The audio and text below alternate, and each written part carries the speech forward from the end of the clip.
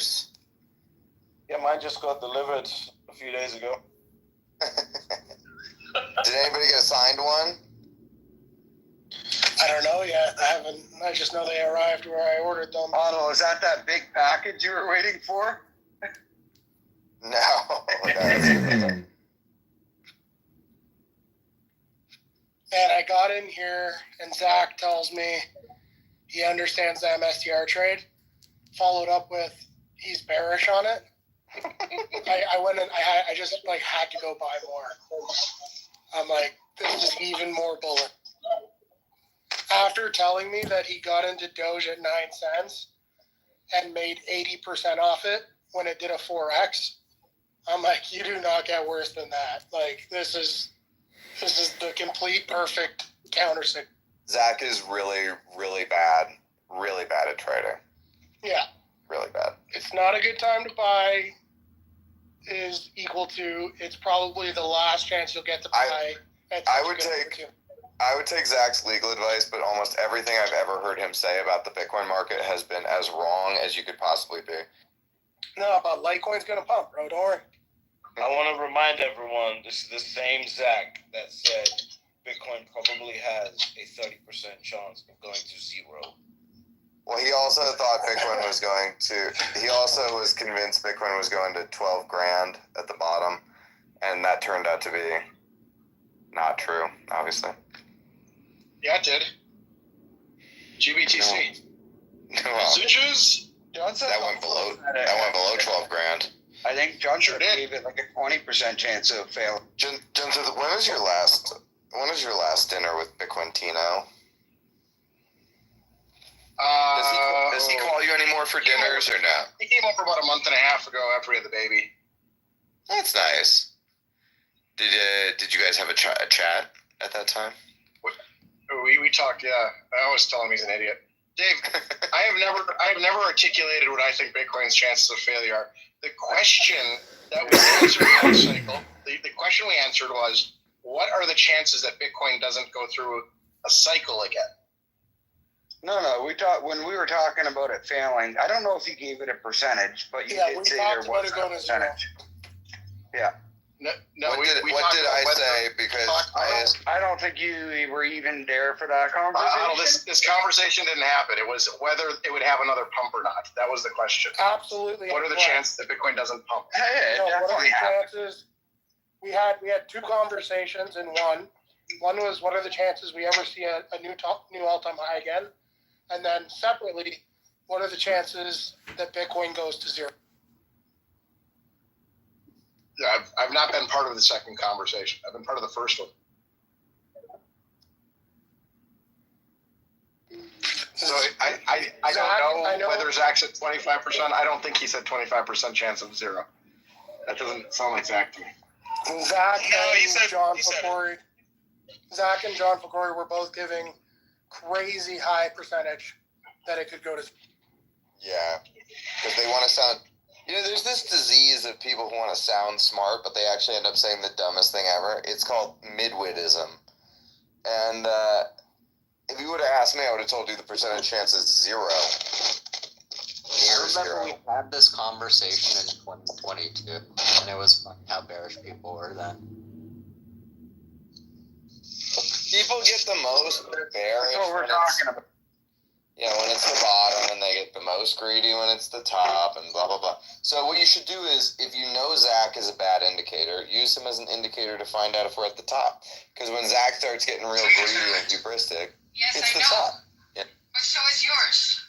Yeah, when Zach buys MSTR, dump all your MSTR. Literally do Zach exactly. I'm Korean now, you guys. I've decided to convert to become do the opposite Korean. of what Zach is doing. I just looked at the Korean guy. Yo, Zach said, I have completely figured out the MSTR trade. And I was like, oh, cool. And then he said, yeah, that's some really foolish comparison. I am. That's a comparison. This is a lawyer whose professional job is understanding things. No, that's not what lawyers do. His job is to understand things. lawyers protect downside risk and then bill you for that. So they basically tell you downside risk here. Lawyers, you say, I want to do this thing, and lawyers say, never do that. You say, I want to get married, they say, never get married. It always ends in divorce. You say, I want to start a business, they say, never start a business. It always ends in bankruptcy. You know, that's what lawyers do. Whatever you want to do, they say no. And then you pay them a lot of money for that. It's the whole optimism versus pessimism thing. Pessimists fucking lose and they sucked it. Just filled another order at 371. What? Dave, you're in on MSTR, Dave? He's been in for a minute now. Buying and selling. He's been going out to the chicken coop, getting milk right all over his Milk floor. chickens. I bought all over those toes and fucking getting his toes wet. I bought at 364 originally. I sold at 515 that day. It peaked at 550. And now I bought back in at 366 and 371. Yo, I googled milk and chickens, and Google AI is like, chickens are not able to produce milk. That's true, sir. I'm not saying. British, did you make that up, or is that like a term? Of course I fucking made it up. I don't know. It's probably some fucking UK slang or something. You fucking What you chicken think in the milker. UK we call people chicken milkers? Maybe. That's what we do. The fuck, bro? You guys call fags, or you guys call cigarettes fags, so how would I know? That's true.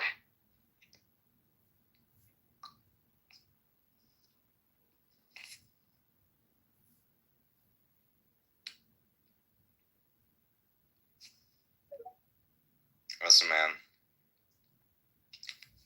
At the end of the day, rich people are smart and poor people are dumb.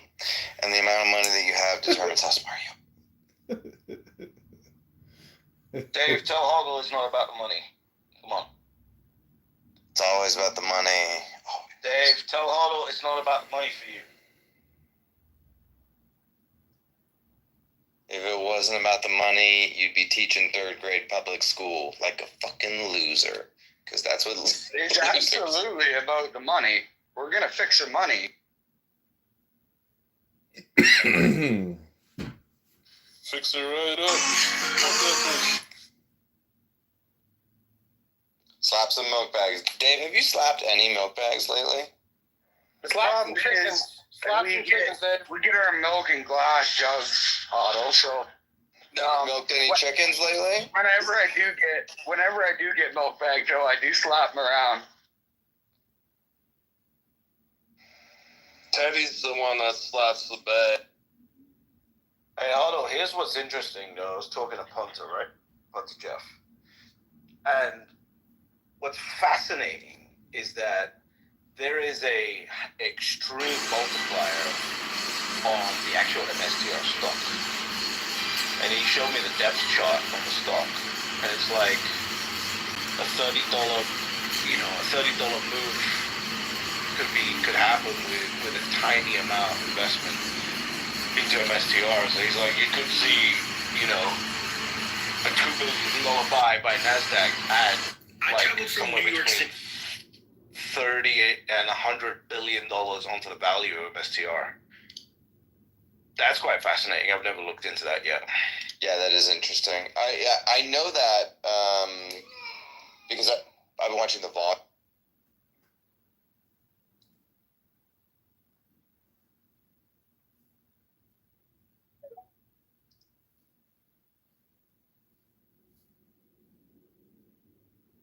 And, people are always going on about the ATM, right? So there's only $9 billion of ATM left, which means that if the stock produces on its NASDAQ buy 4.5 times only, instead of the 30 times or the 100 times that you can see it right now, you could be looking at wiping out that ATM in just 4.5x, and then the rest of it just rides up. Bruce, can you say that again one more time? Sorry, I was dealing with a little bit. Yeah. So if there's only a $9 billion. Everyone thinks their ATM is just unlimited. It doesn't work like that. There's $9 billion they have left.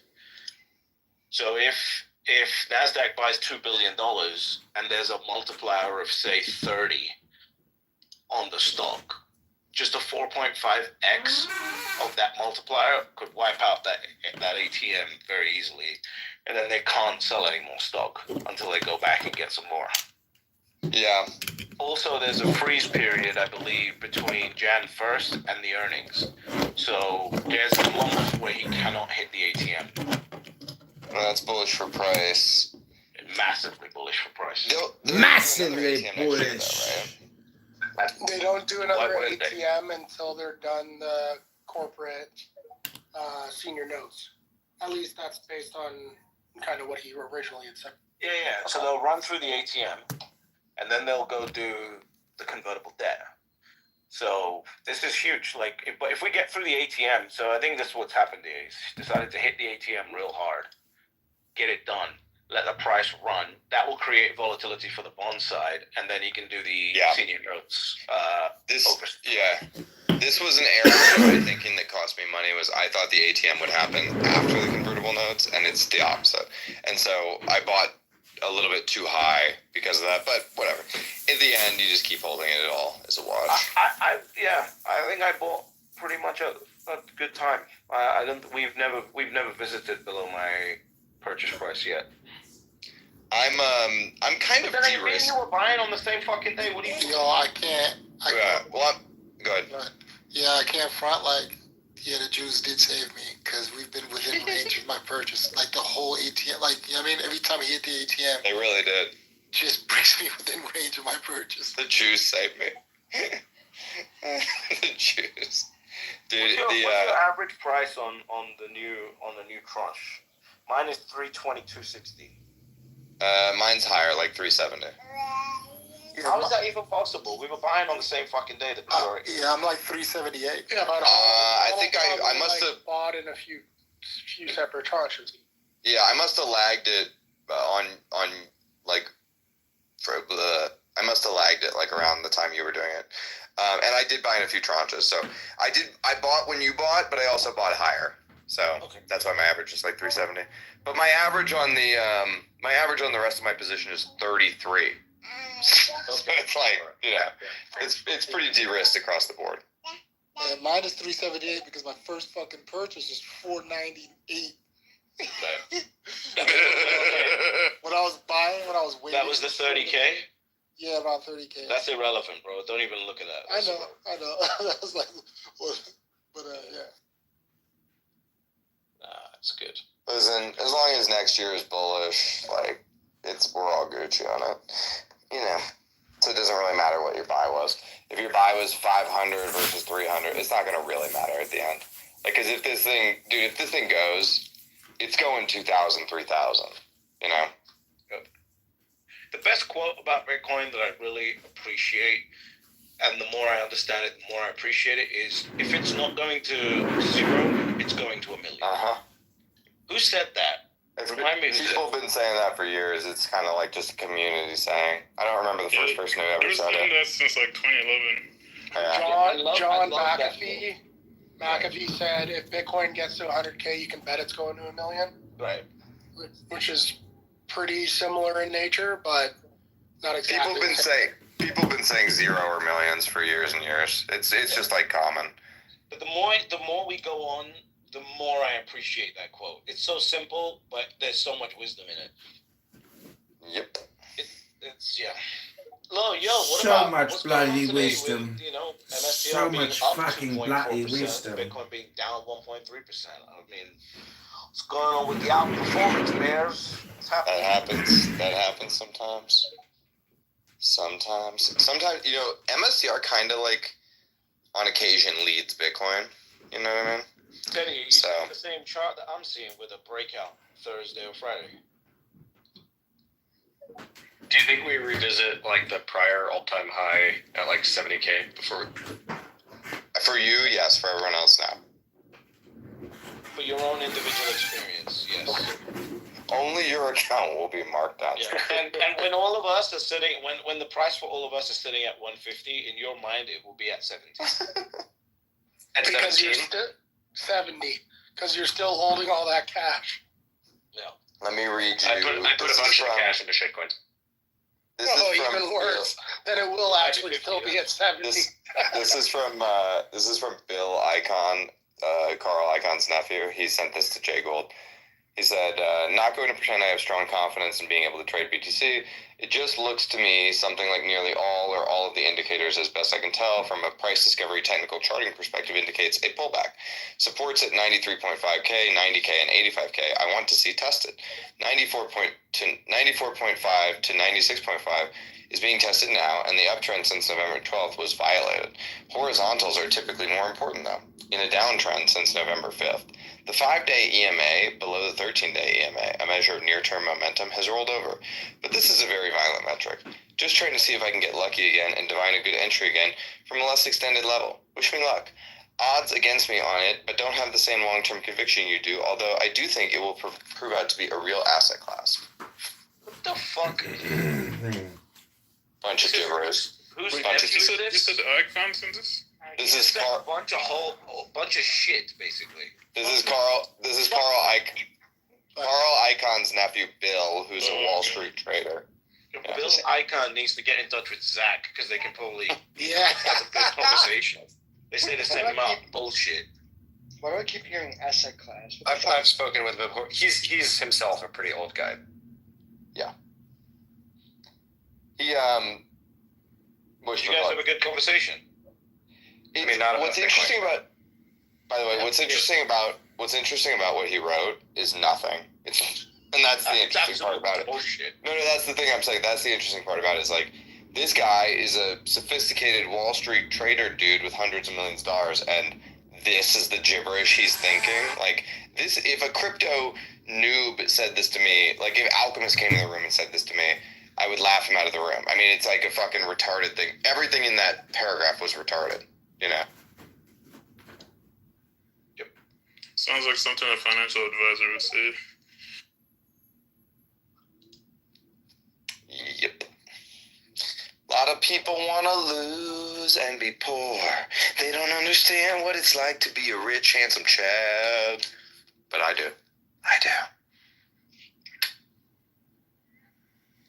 Listen, man. What I've realized is there's a lot of people who are effectively financial cucks. You know? They want to come in here and be really close to this thing while it outperforms them and they lose all their money. That's what they like. They like the shame associated with it. They like the embarrassment. They get off on it. It's financial cucking, you know? And Bill Icon is one of those guys. And so are a lot of other people.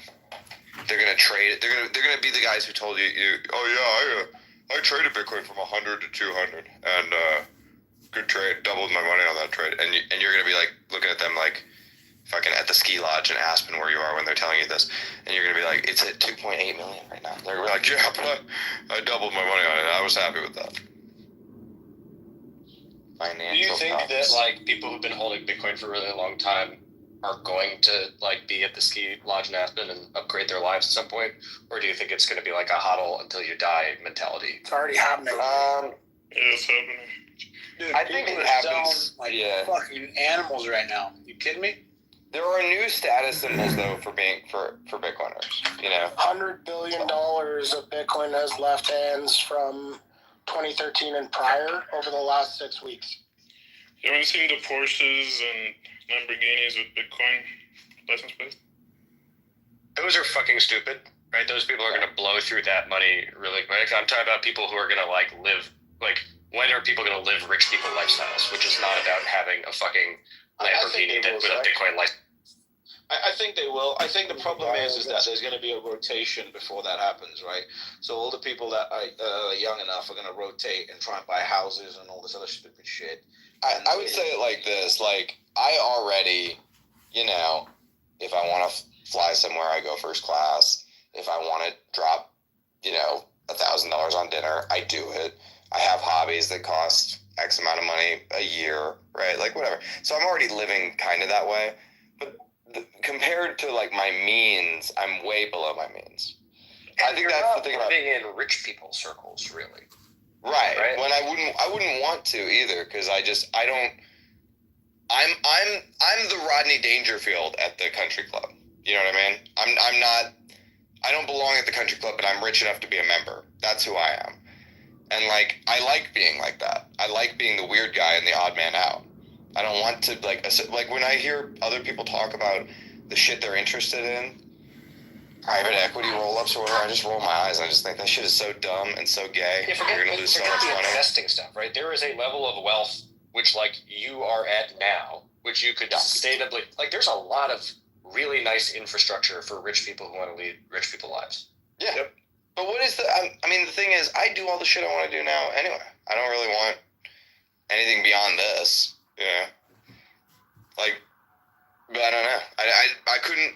What would be the rich people shit I would do? I mean, you could really be at Aspen every summer and, like, people make a good fondue and, like, hanging out at the bar. Like, there is, like, that lifestyle. And to do that sustainably forever, maybe even in your case, if you have income, you need Bitcoin to go up some amount. Yeah. But, like, it probably costs $2 million. At some point, like, you could just live the rest of your life like that. I could do that. I wonder how many people are going to do that or not, because it seems like a quote unquote bad investment. We'll do it when our kids grow up. There's no reason to do that shit, dude. Yeah, there's no reason to do that. You know what I like to do? I like to go to the gun range and fucking blow $1,000 on ammo. That's what I like to do. Like, the people in the Aspen circle who want to talk about woke faggotry, none of that means anything to me. I don't want to be around those. I don't like them. I don't want to be around them. If the Bitcoiners get together, we all do our own ski resort or something, that's cool. I'll hang out with my Bitcoin people. I only want to be around people with shared values to me. That's the real thing. And all of the people who have shared values to me are frugal. Or at least somewhat frugal. Moderately frugal. Yeah, I'm frugal as fuck, baby. Yeah, exactly. Like, dude, when I go out with Bitcoiners, I go out with very rich Bitcoiners quite often. And it's just, we go to the restaurant, we have drinks, have some food. The bill is $700 or something. Somebody picks it up. It's nothing. There's not that much. It's not Corey. Yeah, exactly. It's just, there's just not that much to spend money on that anybody's interested in. Nobody's paying for gated access. Soon Huddle, one dinner out with like 10 people is only going to be one MSDR share. That's true. But yeah, man, I like to be amongst the people. I like to hang out. I like to talk shit. I think anything beyond a good meal with friends, maybe a first class seat on an airplane is a bunch of bullshit. If I got really rich, I would own a private plane.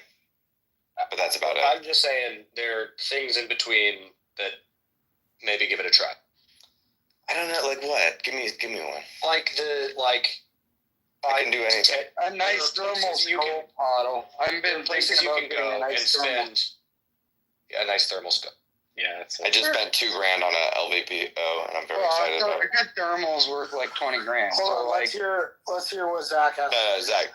There are places in the world where you can spend $5,000 to $10,000 a night to stay, and you're in one of the most stunningly beautiful places, and you can do this all over the world, and people there will just take care of you. There will be a private chef, there will be like the most amazing wine you've had, there'll be whatever activity you want to do. It's not like a hotel, right? They just like do whatever you want, and like those are amazing experiences. Which one? And like doing. I think when my kids get older, maybe we'll do some of that shit. Yeah, like when my kids are like 10 and beyond, I'll do some of that. But like, dude, right now with 4 little kids, I just like to hang it. We just go to the park, we just hang out, we go to the library, we just do little kid shit. And it's super cheap and super fun, and I'm hodling and everything's good. It's like, and that's all I like to do. I only left America once, don't forget that. Nah, 3 times. And all the time. Oh, Well, I've only left North America once. That's what I meant. But I went to America Gay, Canada, and then America Poor, Mexico. So Okay. and then Hawaii, which is some shit we stole, you know. Do this, right? So like Blackberry Farm in Knoxville, Tennessee. It's probably not even as expensive as I was just saying. Like that is one of those places. That's like incredible. Sounds Dude, good. Zach, the thing is, even if you want to do a place like that, let's say you want to peel off $20,000 and do that, right? It's really, like, if you have, like, actual money, that's not that much. Right, no, what I'm saying is, like, at some level of wealth, that can more or less be your lifestyle. That's Yeah, I think, though, dude. I think to me, like, let's say like this, living on $1 or $2 million a year and just sustaining that lifestyle is, because you're in love with that lifestyle, to me, is stupid and pointless. Like, you're always going to be the poorest rich guy at the ski lodge, and you're not. You know, you're going to feel so locked into this lifestyle that you have very low autonomy, and you're also going to be scared of. It's a bad trade to have a soul sucking life as a professional to do that. I mean, which even if you have $25 or $30 million, I think it's a bad trade because it would be a lot better for you to do it at $200 or $300 million. You know what I mean?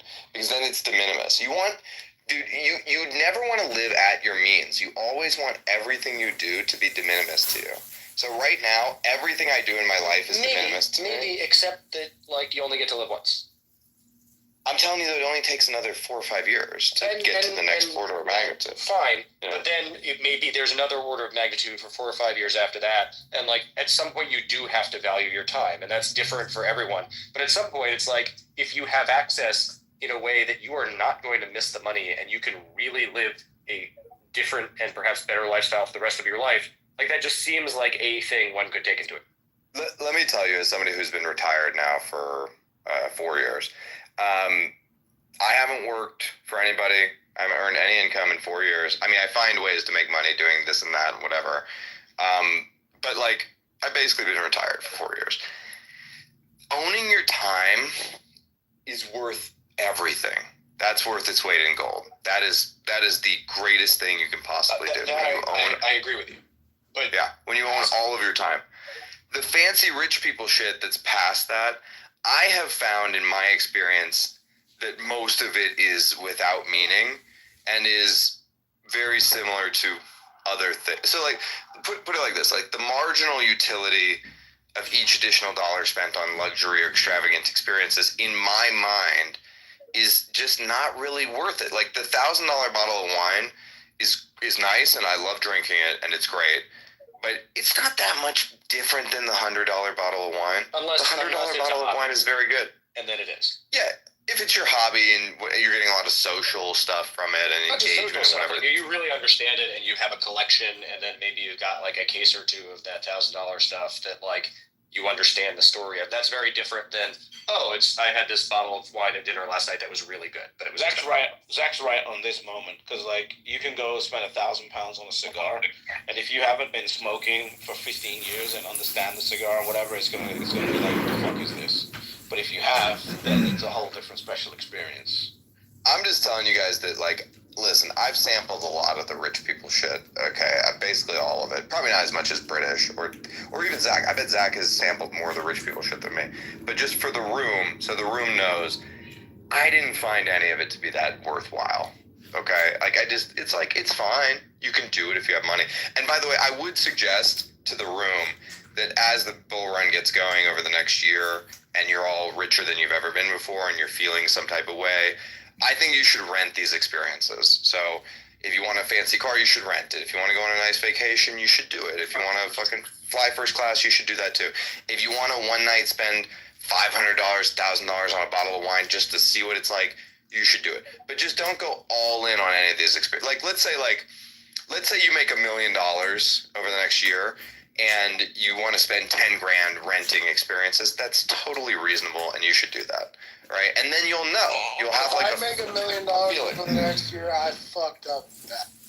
You're applying for welfare at that point. You know, Huddle, maybe I'm speaking just as a woman, but I think having kids is probably the most rewarding thing. And though you may not travel, the fact that you have a happy life with your children and your wife, I think says it all, makes you rich internally. That is true, by the way. I just like to hang out with the family. Yeah, And if the family wants to go someplace, then we'll go someplace.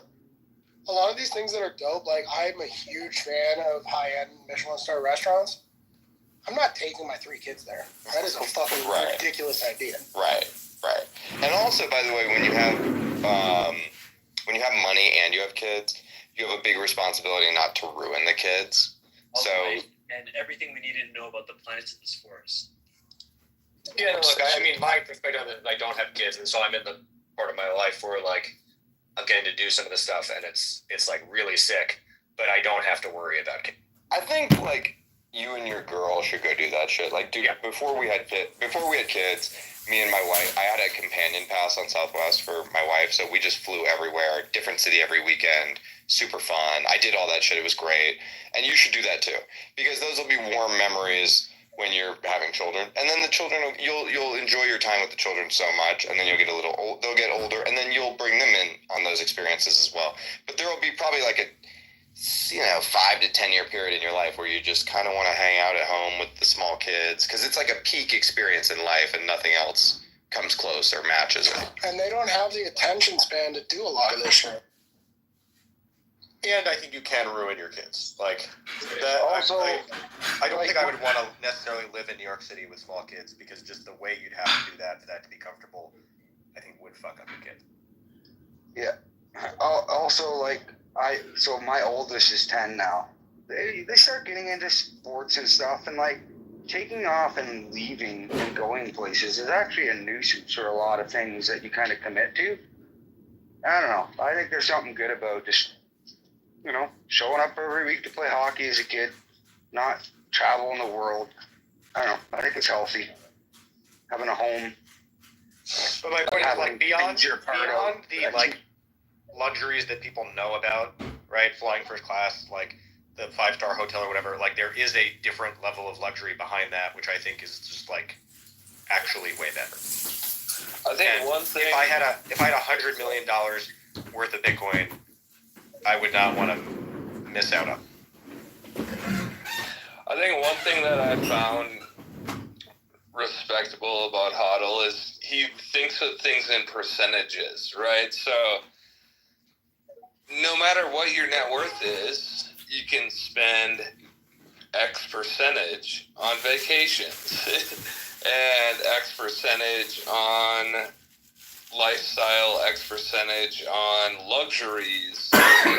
Those are things that I know I've said it in here before, but I was like a student of Dave Ramsey and carry that over into Bitcoin. Let's go. When you get wealthy, you have to look at percentages.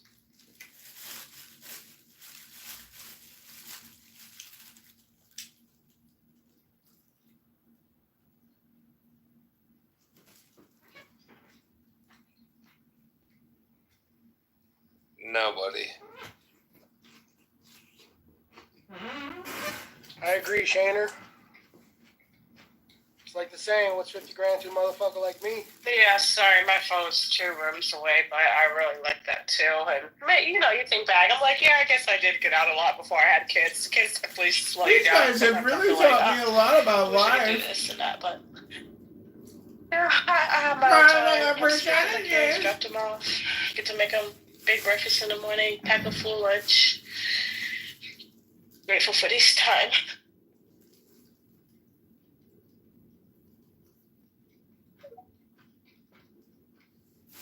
Yeah, kids definitely come with trade-offs. It's just like, are the trade-offs worth it? That's just what you need to ask yourself before you decide to have kids. I definitely think that they are. Yeah, I definitely wanted kids. I wanted 2 girls to be exact, and I got that. That was my treasure.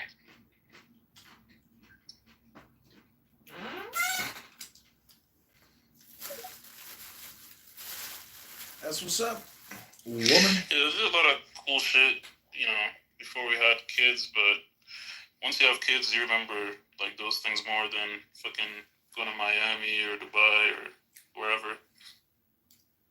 Going to Miami.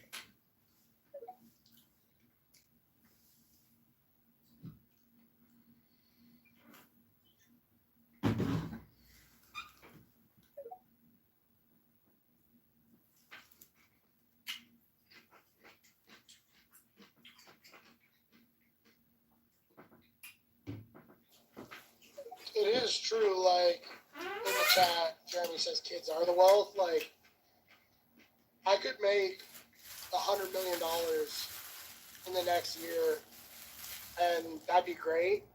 But I'm gonna be like way happier from the successes I see my kids going through over the next 12 months, like, than any amount of money.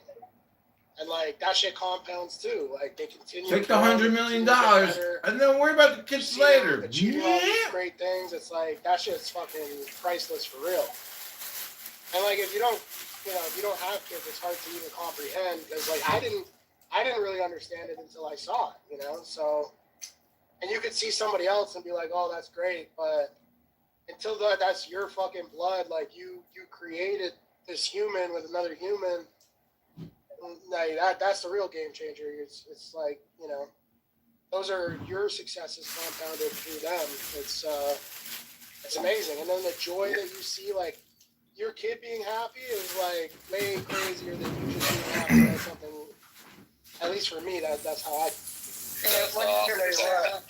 I wouldn't trade my lifestyle for my brother's. My brother travels the world, goes from fancy resort to fancy resort, lives here, lives there. He's got what like a lot of young guys think is a dream lifestyle. But I know that he would gladly trade with me if he could find a woman that he wanted to have kids with. Like, just having a home, raising kids, like that is his goal too. Someday, guys, someday I'll have kids.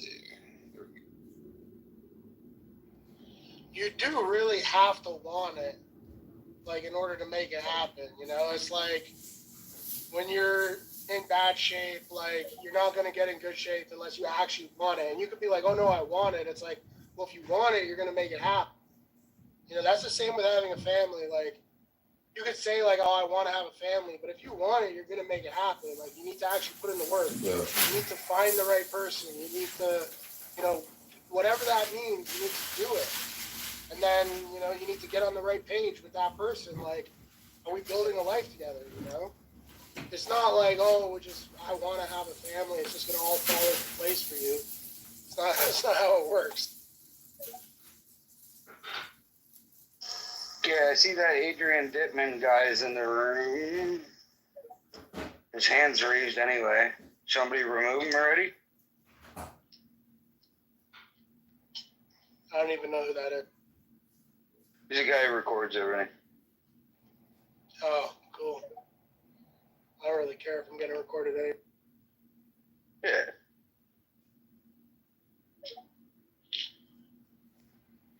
I need to do like a Godfather rant for Finn with my broken ass voice right now, so he can edit a. Why do you sound like that, Teddy?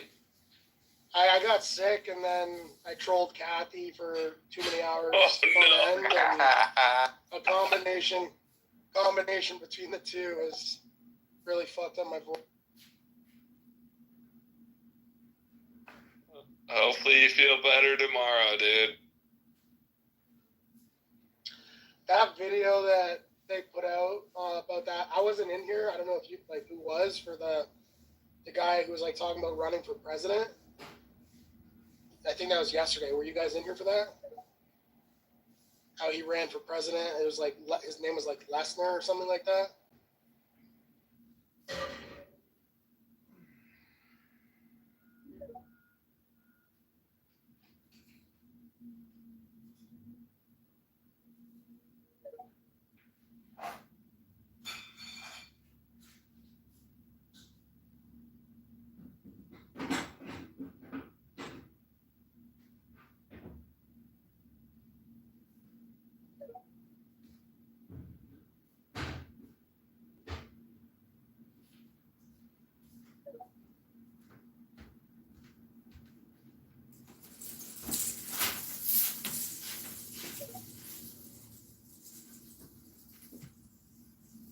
They kicked me.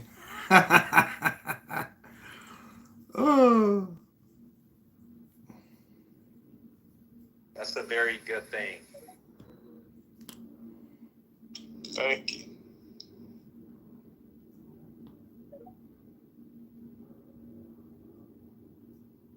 I'm admin of that house. Oh my God, Adrian, come up. Good afternoon. Adrian, I Silence, please. Really? Oh, Dimitri, come up. Dimitri. Oh, Hey, okay, why yeah. didn't you record that room? Yeah, go record it. Which one? The one that's where T-Rob. I did record that room. where is it? I mean, it's live on all my shit. Where is it though? I don't know. It's all over the internet now. What do you want me to do for you people?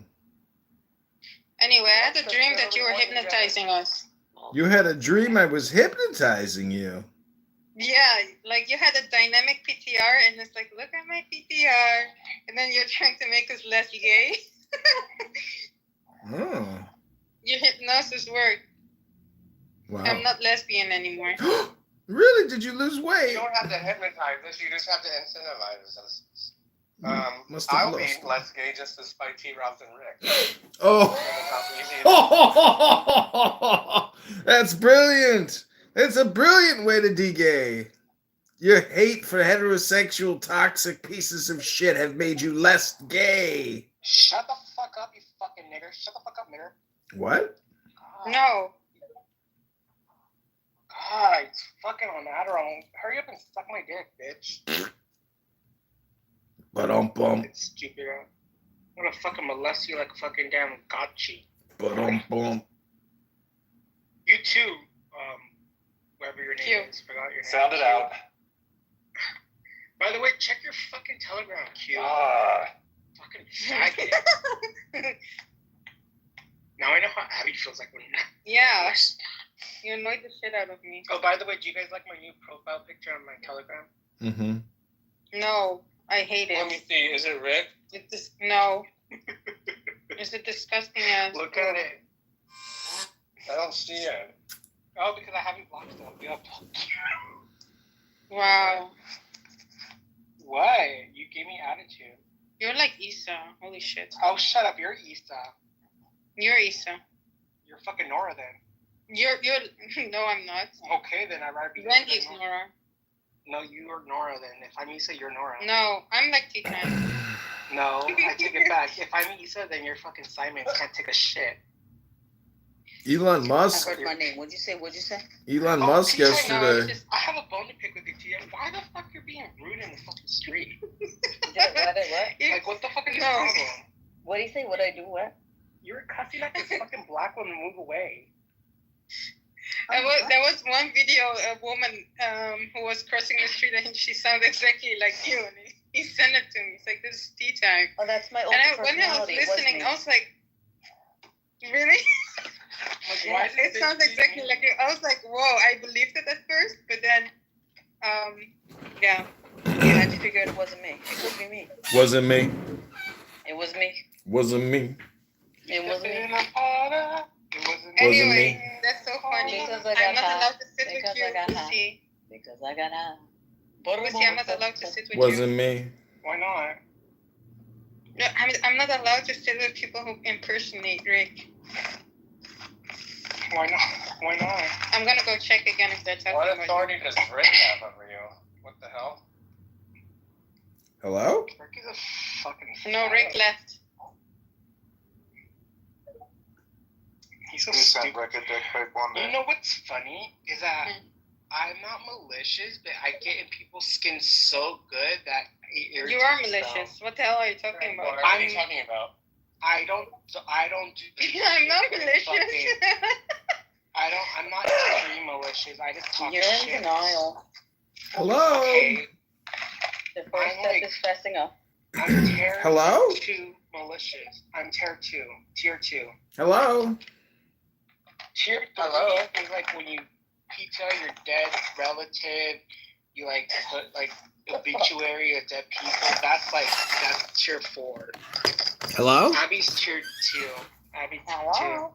Hello? I'm not malicious at all. You're tier 1, bitch. Hello? No, I'm not. Yes, you are. What do you want? I don't know. What do you want? Sister, what do you want? Oh, Yes, hi, sister. sister. I was Hi, wondering. sister. I was wondering when the sisters were gonna say something like to sister about just going on and on about this bullshit tier level shit. Sisters, sisters, we've got work to do, sisters. Yes, sister. Let's not waste any more Do you like time, my Nora sisters. picture? Which is not really Nora, by the way. Oh, I wish This it woman has bigger was. tits than her. No, you're tier 3. He's tier 3. You know what? I didn't ask. Because when you're mad at somebody, you become a queen bee. Really? No, I'm not. Ryan, sister? Yes, you do. No, I'm not. Sister you Ryan? Yeah, that's him. That's not true. Does Keegan still has his room open or not? Maybe I'm blocked. I don't know. Hello? Please don't scroll. Hello? I'm just. Angel Muhammad, Mr. Friend Savior. Please don't scroll. I'm just trying to become a big It's called trans rights. Hello? Hello? Angel Muhammad. Please don't Friend. scroll.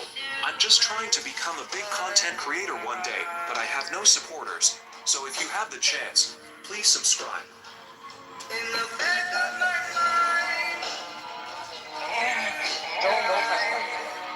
I'm not touching my pussy. He's not talking to you.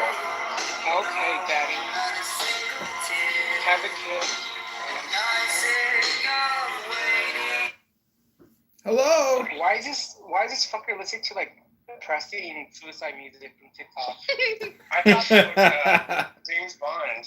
No, I created a YouTube short. Stupid. Hello, motherfucker. You know. Sisters, let's not get angry. Let's get rich. Get freaking. Hello?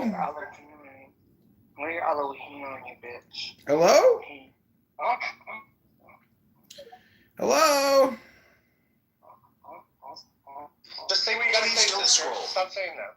Yeah, say fucking stupid ass. Sisters, can we please refrain from profanity, please, sisters? I saw Wicked last night. We can try. I saw it without you, bitch. How was it? Was it good? It was good. This is Nikki. It fucking 2 hours and 30 minutes long, bitch.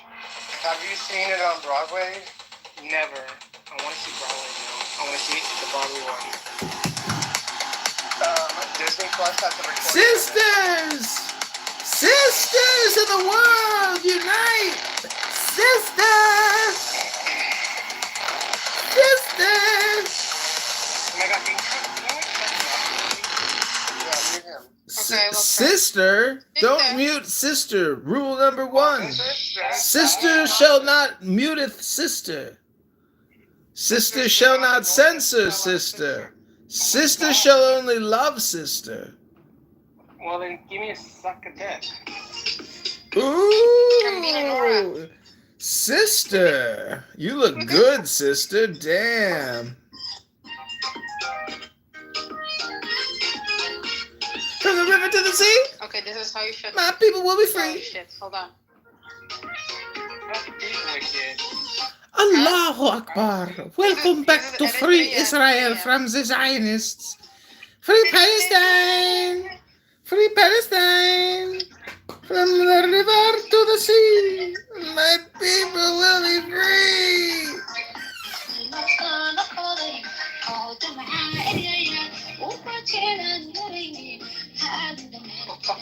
That's Nora.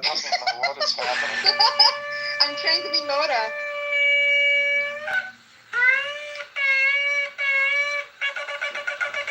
Sister, come on, sister. I'm getting annoyed. We put it in the audience.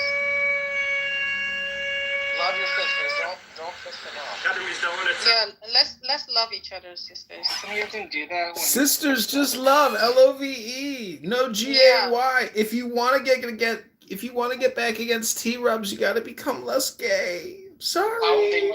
How is polluting our with that noise love?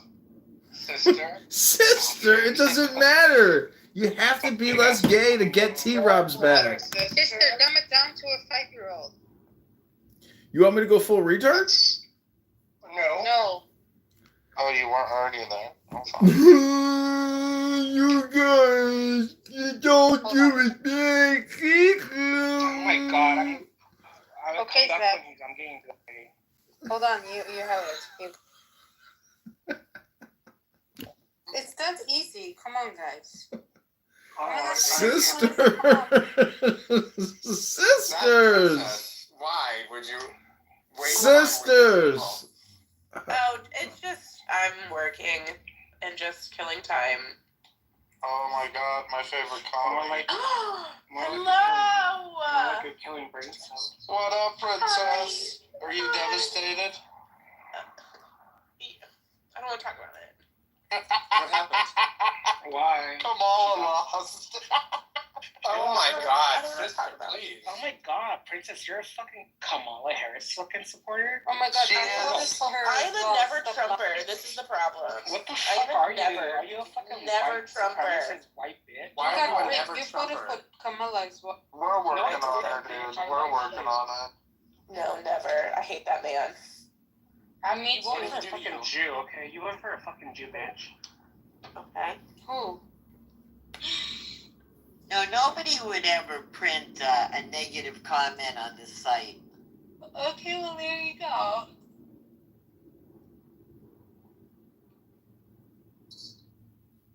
Leave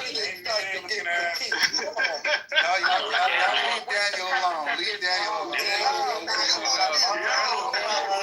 Let's go find Rabbi. Amen. Where is Rabbi?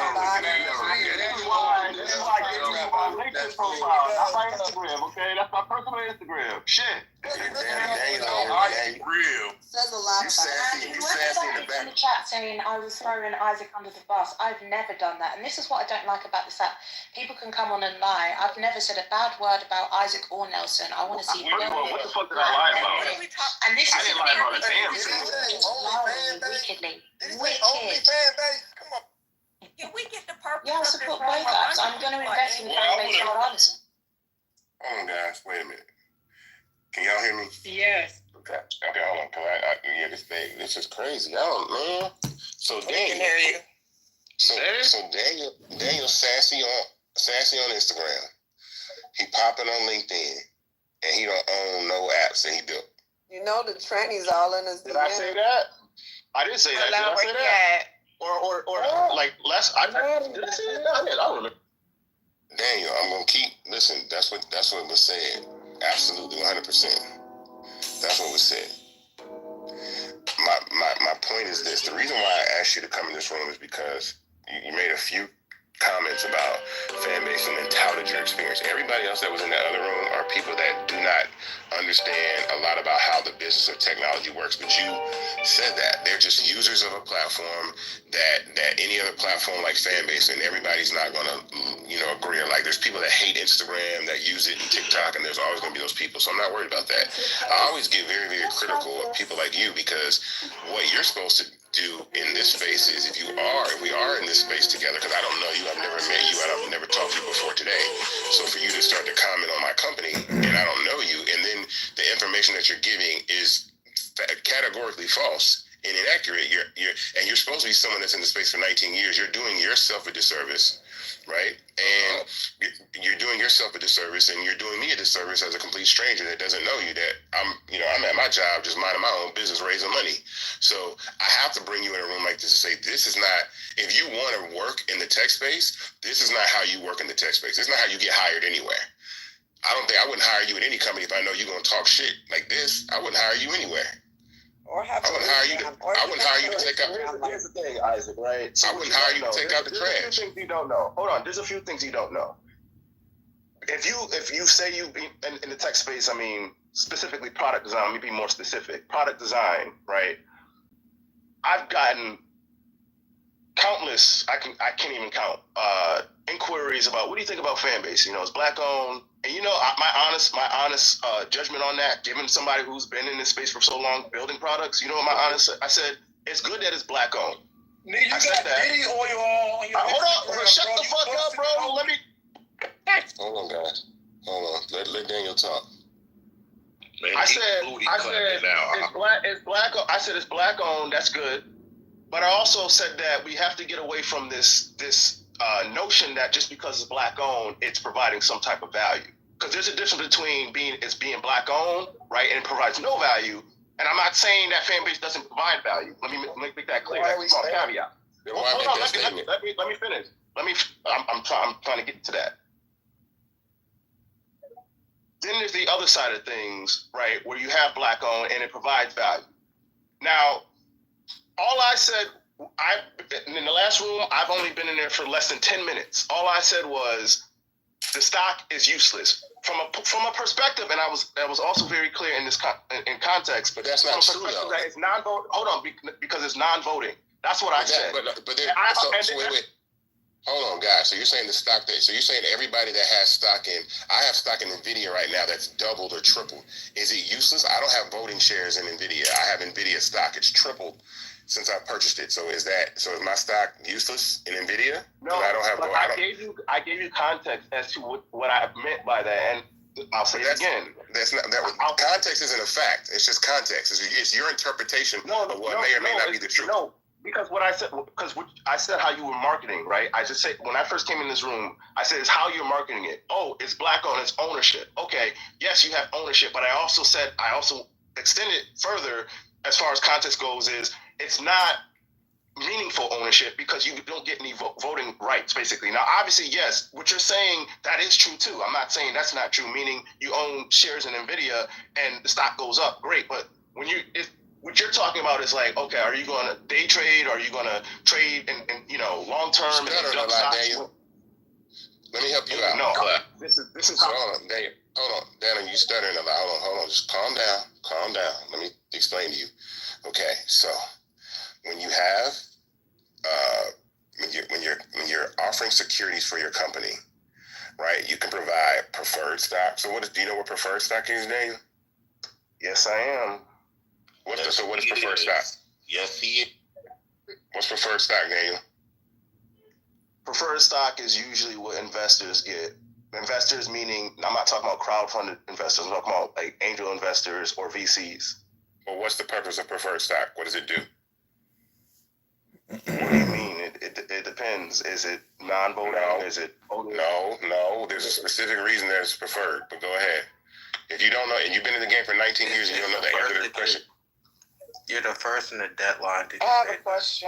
Thank you. That was literally the question. That's the answer that I was looking for from Daniel for 19 years in the tech space, but Daniel did not provide that. That's crazy that Daniel did not know that off the gate, but he got 19 years in the tech space. That's crazy. What was the answer?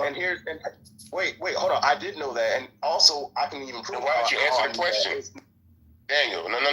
Why didn't you answer the question then? Why didn't you just say the question was asked? Why didn't you answer it?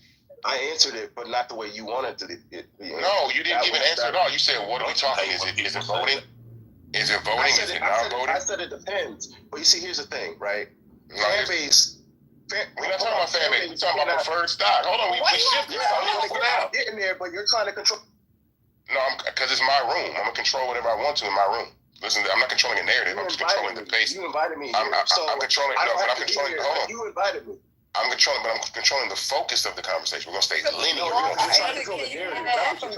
It's been an hour and a half now. Like, no, it ain't. Yeah, you don't gotta be here because last time I checked, you wasn't invited, right? Your oily you heard what I said. Instagram, boy. You don't want to hear Take your oily ass back to Instagram, boy. Why were you on my Instagram? That's the real question. Why were you on my Instagram, Jen? Why were you on my Instagram, Jen? Okay, hold on, guys. We don't have to see this. I know this is what Clubhouse gets. Everybody start. I know. Hold on. I know that this is what happens on Clubhouse, and everybody should start yelling at each other. No, it ain't, nigga. No, I don't troll like that, so don't do that. Hold on. I just want to let me finish. So the reason why I opened this space is because business insurance? That was the there's question I wanted to ask. Okay, hold on. You have a stereotype. Yo, man. Yo, y'all are wild. Shaft was ghetto. Okay, let's start here. Since you guys. Hold on. Isaac, you know you can't move nobody down there, right? is the stock. Oh, you said what? You can't move nobody down in these type of rooms. I know. I just kick them out the room. I'm telling you, I flick them out. I'll be like, yo, they get blocked. They get flicked up out of here. Like, they just get exiled. I'm not going back and forth with people. We're gonna focus on the conversation that we were focused on. Because again, when people like, if I'm minding my business at work on a Tuesday, preparing for an event that I have to do on Thursday, where we talk about the success that fan base has had, and the success that fan base has had, and I get somebody sends me this, and I go in there and listen, and I hear people talking about the platform. I didn't care about anybody else talking. The reason why I chose Daniel, because Daniel's the one that's saying, look, he's actually sending people information telling them to not invest in fan base. Now look, it's everybody's. What are you lying people, man? I thought you said Nay. So wait, is sending Nay a message in her DMs telling her that fan base stock is useless? Is that encouraging her to invest in the platform? Wait, I didn't send anything to Nay. What are you talking about? No, he didn't DM me. He messaged me in the chat. So when I said I'm gonna, in the chat. Okay, so in the chat. Okay, so if you're commenting, you're telling another person in the chat room that the stock is useless. Is that saying that? Is that positive? No, it's not positive. It's more neutral given the context that I gave. No, but I wasn't telling people not to invest in fan base. I was saying based on the way you were marketing it, and why didn't you guys screenshot when I said that? Daniel, can I ask you a question? Why didn't you guys hold on? Wait. I said that you should switch up your marketing because the way you're marketing it is making it seem like if you buy stock from Start Engine on FanBase, you can vote basically. Hold on. Nobody. I definitely didn't say that you could vote. Okay, first of all, my question, real quick. We should just side off the conversation. Let's just side off conversation. Why are you is that your Rolls Royce in the profile picture? Why are you posing in it? Is that your Rolls Royce? Yeah, so man. Okay. Nah, he was. What's up? That's no, I don't think. There's no way that you got time, and you posted Rolls Royce Star Center photos like a bad chick. You here? No. Oh yeah. He's okay. This is really sassy. Anyway, the point being is that Daniel, what you tried to do is a complete stranger to disparage a complete stranger's business. I don't wake up every day and hop in people's comment sections and tell them what not to invest in because of this and that. I don't start my days doing that, right? I'm not worried about other things like that. I just get up, come to work with the employees that we have working here at the company that does have black employees. I'm looking at two of them right now, Andy and Kita, who are right here because fan base doesn't have black employees. But I'm at work at a company that I put my own money in to build, have risen it to $160 million valuation and continue to raise capital, and I'm trying to be disruptive. Now, the part that always gets overlooked in these conversations all the time is that I'm different than all these other founders out here, especially the ones that are in Silicon Valley that get their companies founded by angels and VCs, because the first thing you have to figure out is what you're building. Now, and what I mean by that is when you're building social media and technology, you're building media, which means you're building power. Media is power. So I'm building an institution of power. Now, who wants to fund an institution of power founded by a black man for the entire planet? Who does that? Like, that's me. I'm trying to. So my point is this: is like that's also democratized. That's also allowing people to make money and earn revenue from the content that they create. And then I'm raising the money this way, so I create leverage. If you want to know why I raise capital this way, it's to create leverage. It's the same way that you do in the music industry. If you go to a record company and sign, and you have a good product, and you sign to the label, you're going to get a crappy deal. If I were to take fan base to a VC, I remember, matter of fact, a VC that I met with, I think one of them wanted to offer me $500,000 to invest in fan base, but that probably would have cost me 20% of the company. He probably would have got preferred and voting stock, or he would have attempted to get that, and I probably would have said no, and then he would have not gotten that because I wouldn't have done that because I learned from the people that before me that did that and got voted out of their companies. And so that's the reason why I've done the things the way that I'm doing them.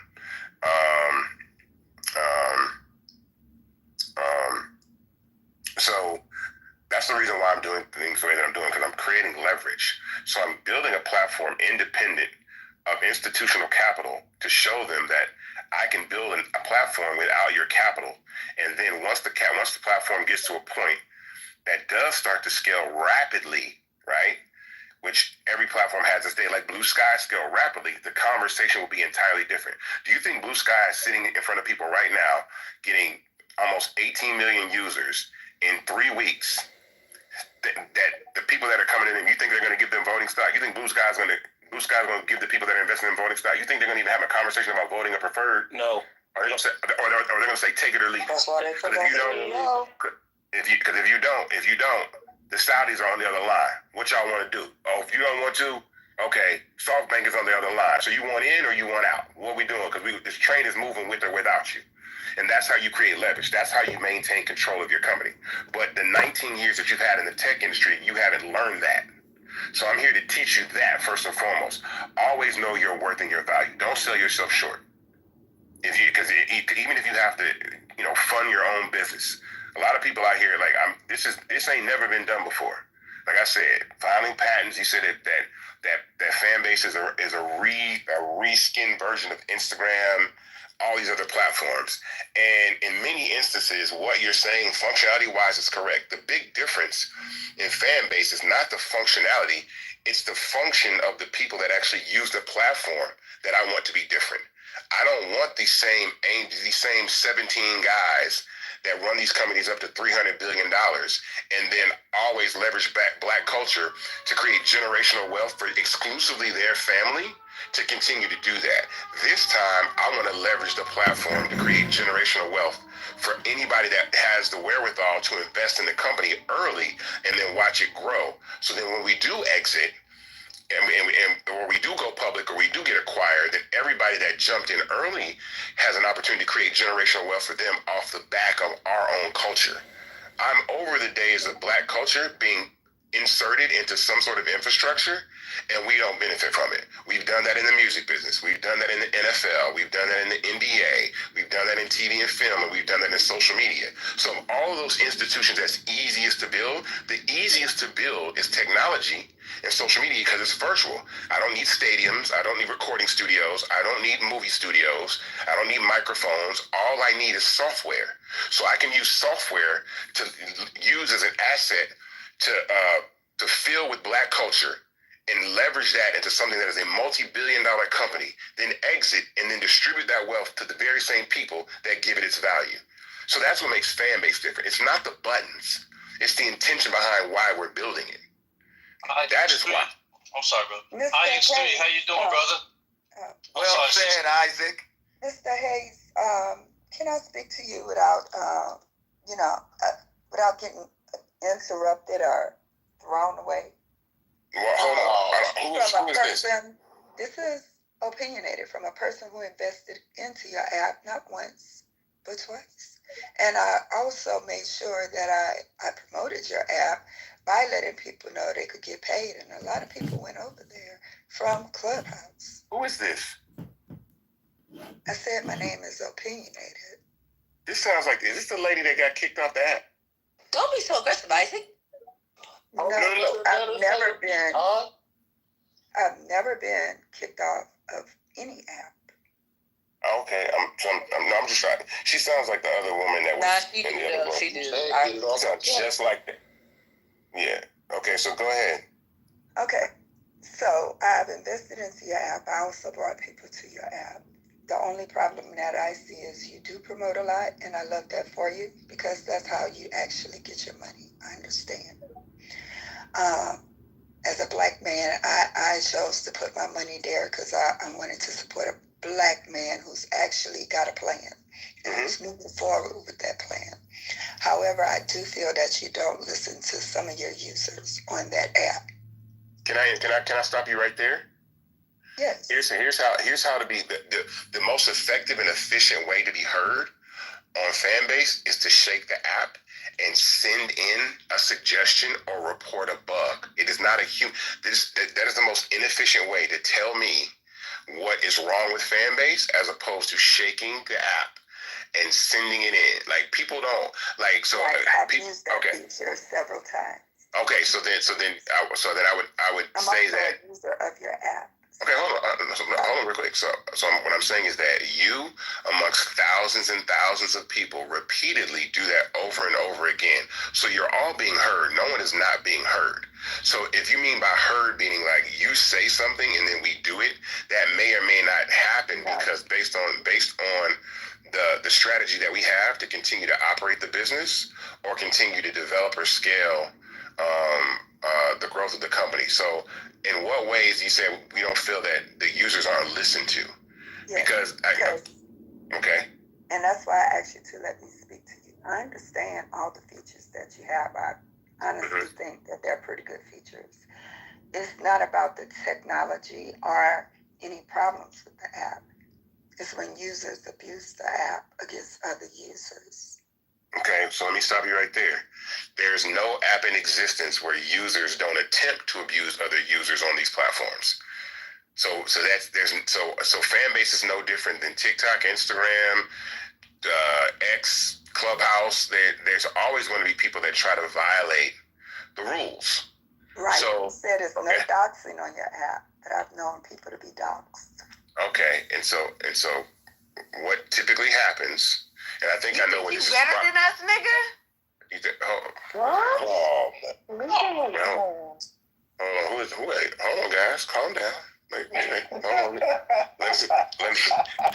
Let me address these concerns. So, doxing, right, is something that we don't support on Fanbase. Now, if someone is doxed on Fanbase, the person that's being doxed needs to report that issue to Fanbase themselves, and then that issue can be addressed. What I typically hear is that someone that feels they're being doxed on Fanbase is not even on Fanbase. So the offended party is not even using the app to say why. So I can't. So if someone is talking about me on LinkedIn right now, and I don't use LinkedIn. What if they are using the app? She is using. Okay. She is on the app.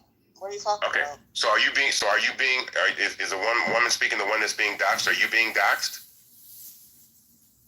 There's actually several people on stage that have been victims of the doxing on your platform. No, I was speaking to her. Hold on, wait. I'm back on her. Yes. Is she being doxed? Yes, sir. I have been doxed, and in fact, I'm a U.S. veteran. I'm a U.S. Army veteran. I'm also retired from government service. And I'm retired from the Army. So, yes. What does it have to do with you being doxed? Because my information is confidential. And even though it may not give the full spectrum of everything that I've accomplished in my military and federal service career, it's still being doxed. And my thing is, when that happens, it's nothing done about it. And I've reported it several times, and it's nothing done about it. So I took my money away, and I left your app. And that's how users normally leave apps.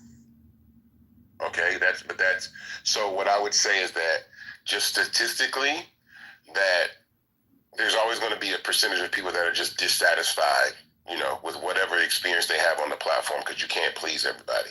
The thing that I'm concerned about the most is safety. I understand that I want people to feel safe, right? Because people, yes, sir. Fuck Isaac, fuck Fanbase, fuck you, bitch. I don't feel safe.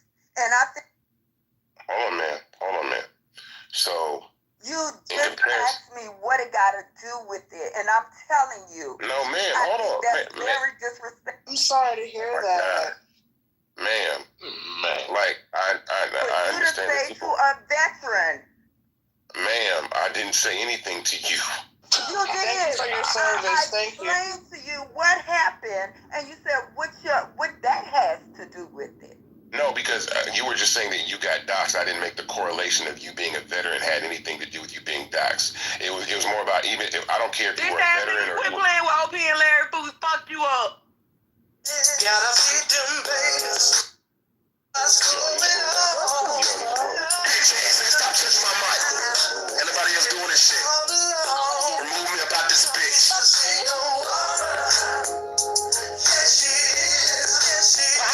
going well.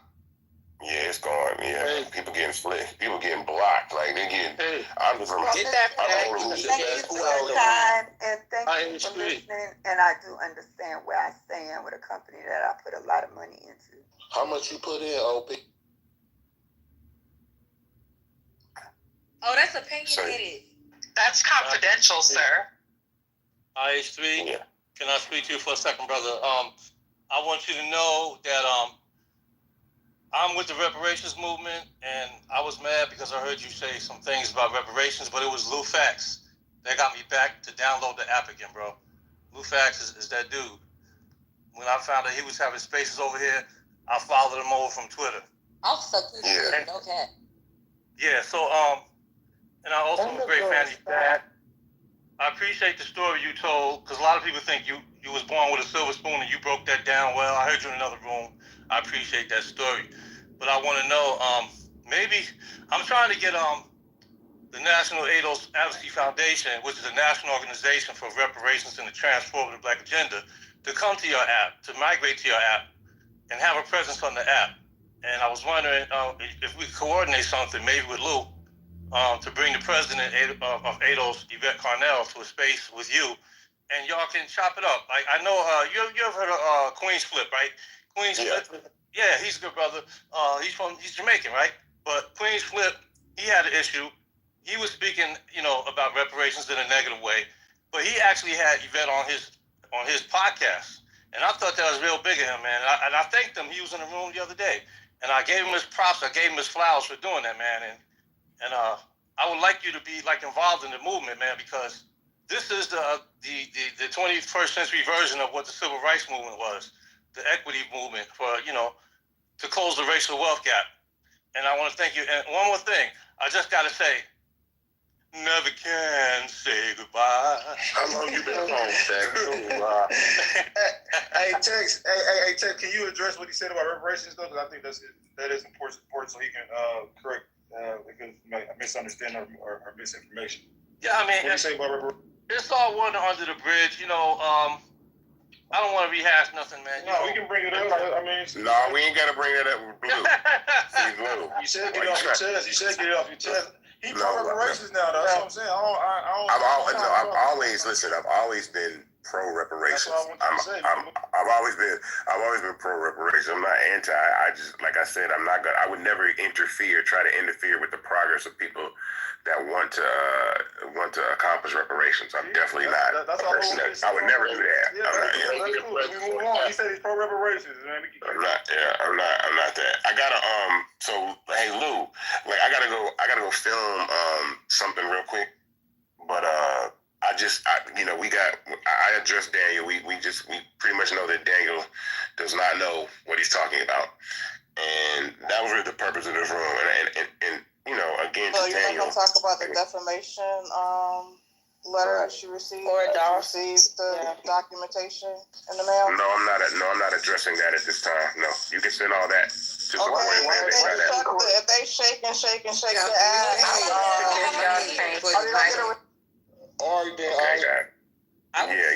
change the title. It gave the wrong. Yeah, why don't you record it? Why don't you Isaac? Yeah, I know. People are not gonna get to beat that. I just can't have a specific conversation with Daniel because he was the one that was expressing. He's the one that touted his credentials and expressed the fact. That's what we're talking about. Isaac, a lot of people on your platform have safety. Yo, guys, we're not doing this with me. We're not doing this. Can we get one mic on Daniel and Isaac? We have an HR department. Where's the letter, sir? Daniel blew. Yeah, Daniel had his shot. He fumbled the bag. What are you talking about, bro? I just wanted to know. You fumbled the bag. So you haven't received a letter at all? Like no letter? Somebody. If Daniel don't want the... We just gonna keep yelling, guys. I can keep hitting the mute button. We can go back and forth. Do you have a trust and safety? That was okay, we can keep doing this. I'm gonna remain calm. If y'all want to make a room about that and discuss that, y'all can make a room on here and discuss the trust and safety of fan base and have that conversation. Hey, quick question though. No, I was asking like the couple so they don't have to keep like hounding you down about this shit, because I don't think Isaac wants to answer y'all, and that's fine. But I'm sure on there's like a fucking email that they can email this shit to, right? They have. I think. Yeah, nobody. Yeah. So just email. So why have him? Just email him. Because he refuses to address it, but he keeps promoting the platform, and we have safety concerns. He has an email for this is that. Clubhouse. Okay, but we can. So Clearly, you can. Clearly, you can't because he muting you. Yeah, I'm This is why I'm not talking about PR team. DM the white people. This is why you need a PR team. We didn't told you. You made a wrong to. It's to crash. To crash out. This back. I feel crazy. Isaac, you acting like Nelson. No, I'm just trying to have order in the room. I'm just trying to have order in a conversation that I created. That's all. But I have to go. Don't be like Nelson. Okay. I just want to hear Daniel. Yeah, I'm just gonna say here's some advice from a product perspective, Isaac. Okay. You can't give me advice, sir. Oh, right. You can't give me advice. You haven't done what I've done. So. Y'all should have just. You're funny. But all in due time. All in due time. I want everybody to remember this conversation. All in due time. You've had 19 years before I started to do that. So all in due time. Listen, I have. Hurry up, guy. You had a 19-year head start. Don't start talking now. We don't want No. Hold on, man. You're muting all of us. Okay. I mean, truth will be revealed. I promise you. And you put your foot in your mouth. I hope this was. Well, why? I don't know you, dog. Like that's what I'm saying. You created this entire conversation. You don't have to know me. The thing is, it's like you don't know what you don't know, and it's I'm cool with that. All right, but all in due time. It's like I've proven that I know more than you, though. No, you don't. You don't, and that's the thing. I've proven that I'm not the loudest in the room. You're the loudest in the room. Bro, you don't want to keep muting and trying to control the narrative. So it's my room. I can do whatever I want to do. And you brought me here. So what you saying? I know. Okay, so then not saying it's your room. You invited me. But you stayed. We proved that you don't know what you're talking about. No, you've had 19 years.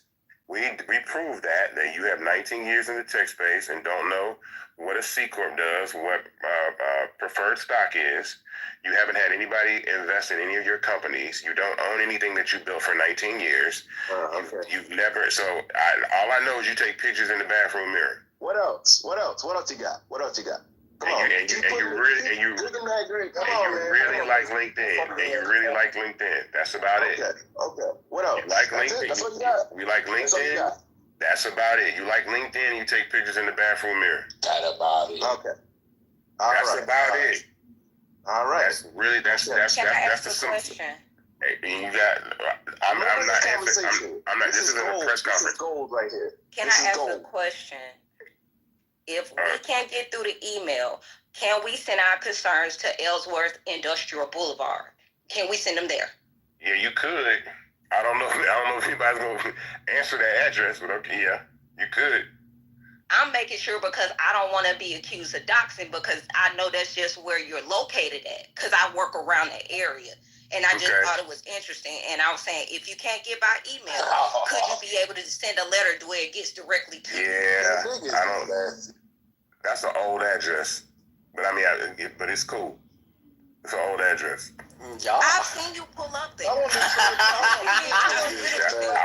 don't know when you see me pull up there. A lot of y'all is Democratic shoes on stage. And you have a green black man. Keep going. I'm just gonna say this. If I didn't know what I was talking about, he wouldn't have invited me here. Daniel, what's the product advice you want to give? I want to hear it. No, he don't have any product. I actually did have some product advice. Stop being a copycat for one, and actually hire people who actually know what product innovation is instead of just saying, "Oh well, Instagram did it, we're going to do it," and then we're just going to stick a rebrand over it. That's his job. Because that's not product market fit. All you're doing is basically saying, "Hey guys, come on over to fan base. it's black owned. We still got the same stuff as Instagram, but it's black owned. There's no real value there. Basically, you got to think about the content creator as a whole. You got somebody. You got content creators who have like over 1 million. I think I explained this already, that the value does not come from the product. The value comes from the people, and predominantly the people on social media that give these platforms a value are black people. So rather than continue to build up other platforms that are worth 200 billion, 300 billion, 1 trillion, 1.5 trillion, we can literally replicate the same infrastructure and pour our culture into that platform, and not only do that just to do it, but actually have equity and own it and then scale it. You're not seeing the bigger picture, Daniel, but it's okay. I don't expect you to. Did he say there's no value in being black owned? Yeah, I don't. I guess. Y'all been putting words in my mouth all like for the past hour and a half. Just Danielle, that's what it sounds like. Isaac, can I speak? No, I actually have to go, guys. I have to Okay. I have to work on something. You guys can make another room, and then Lou will make a room on here, and then we'll go over the fan base, or I'll come back in there later. But I got work I got to do. All right, guys. Hey, Isaac, can I ask you?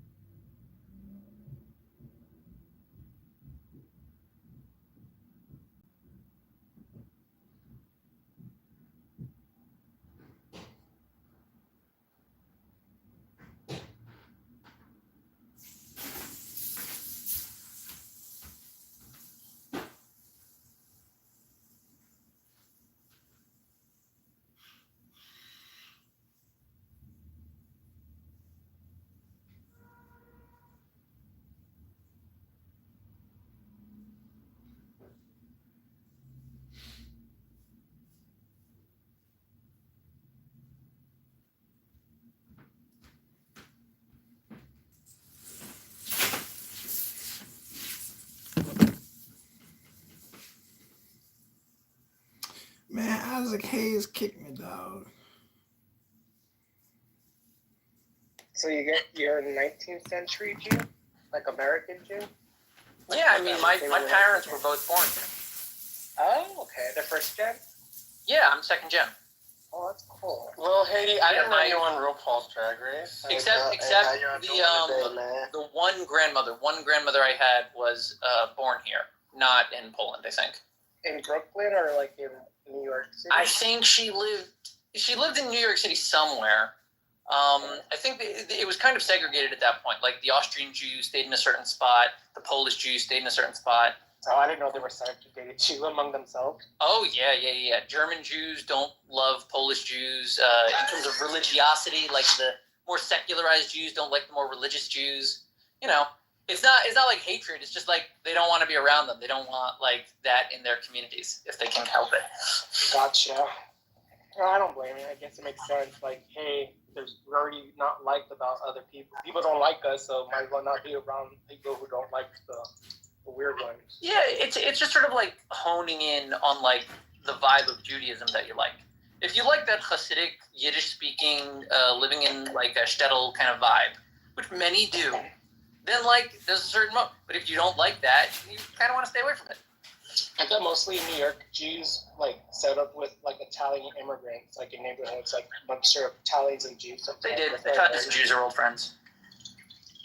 Mm. They are. Ever since like Christianity. like of all the hatred that came from the Christians against the Jews, least from like Italy and Rome. Like they understand what they're doing, right? In their Latin language, keeping this like book referencing a conquest from their imperial history, right? They get that. They understand how to contextualize the Jews. It's when you get like 1 degree removed from the Romans that everyone goes crazy as to what the role of the Jews is in the world. Oh wow! I'm learning so much by McZed. Oh my god! You know, McZed, if I was your wife, I wouldn't go to couples therapy. I'll make you write a book for me. You're historical. I might write a book now that like ChatGPT makes it easy to just draft everything. Oh, honey, you should do a Jewish version of Wicked. A Jewish version of Wicked. What would that be? Yeah. Yeah. Like the Wicked Witch is a Jew? No, the rabbi girl's going to the yeshiva school. Isn't that's that old Barbra Streisand movie, isn't it? Like Yentl or something? Oh yeah, Yentl. Yeah, you can Yentl. Yeah, there you go. Papa, can you hear me? What about a Hanukkah version of The Grinch? I always thought there should have been. Oh my god. Do you guys have like a story like that? I think Adam Sandler did an animated movie called 8 Crazy Nights that was kind of similar. He was like a bit of a jerk, smashing everything. Oh, I think he was trying to copy Scrooge, the Christmas Story. Right. But like the story of Hanukkah isn't like, it's not as open to like an easy universal message like the Christmas and Scrooge story. Like Christmas is supposed to be about like unbridled joy and cheer and like grace and goodwill towards men, right? Scrooge disliking that, that's like weird. It's like against man's better instincts. So that's like a compelling narrative to anyone. Hanukkah for the Jews is a commemoration of this one victory we sort of had for a while when we rededicated the temple. It's mostly to remind us that we can always go back and build the temple again. Like most of our holidays. You know? I thought it was about oil and It is about candle. No, it was about a military being helpless, but the word of God saving the people. No, like I don't think there was like an accepted prophet for that era that like the word of God was chronicled and accepted. It was a military victory against the Greek occupation, not the Roman. Ryan, someone stole my quarters. They had Antiochus the Fourth, I think he was, and he like made some oppressive rules because a lot of the Jews were secularizing. So he tried to illegalize certain Jewish practices, and that's when the Jewish revival picked up and people got more religious, and then they fought and overthrew them in the Hanukkah miracle. Hey babe, how was the gym this morning? He's mine. No, he's mine. No, he's my Hanukkah miracle. Evan. He's not gonna listen to you. He'll only obeys to me. Sorry, McZed. We bought this one. Mm-hmm. Sisters, don't fight. The way you say it, Easter, don't fight. It's Easter. Shut up, sister. I think I was like, you guys are ripping on Cheech and Chong. Sorry, I think I cut out earlier. I was going to say, I think 8 Crazy Nights is one of the best, worst reviewed movies I've seen. You guys like, have it's Rotten so many Tomatoes movies. is like How many books did 8%. you read today? It's a bad movie. It's not good. I enjoyed it when I saw it like 15 years ago when I was a child. It's watchable, but it's like... There's not that many Hanukkah movies, okay? I think you gotta like... No, I know. How many books are there for Hanukkah? What about Full Court Miracle? How many books? I don't read. I listen to audiobooks. There is I listen one to audiobooks. book for Hanukkah. Hanukkah has Apocrypha. One of the books that was not added to the Tanakh compilation of like the proper Old Testament, the book of Maccabee or Maccabees or something, or Antiochus. It was called one of those things. Those books, I think there's like 2 versions, Maccabee 1, Maccabee 2. They're Apocrypha, and they belong to Hanukkah. Like, they're only telling the Hanukkah story, but very few people review them because they're not part of the canon. Sounds like the Mormons of the Jews. I'm almost finished with Prophets Without Honor, by Shlomo Ben Ami. Very good. Highly recommend. With Full Court Miracle, Hanukkah story. Full Court Miracle. Is that about the dog? You familiar with this book, right? McZed? That one was pretty good, I think. I like that one, that Disney movie. McZed, are you familiar with this book? Prophets? Prophets Without Honor? No, I'm not. It only came out a few years ago. It's Shlomo Ben Ami's new book on Camp David 2 in 2000. Oh, wow. He's like, what, critiquing Camp David or Well, I mean, he was there. I mean, yeah.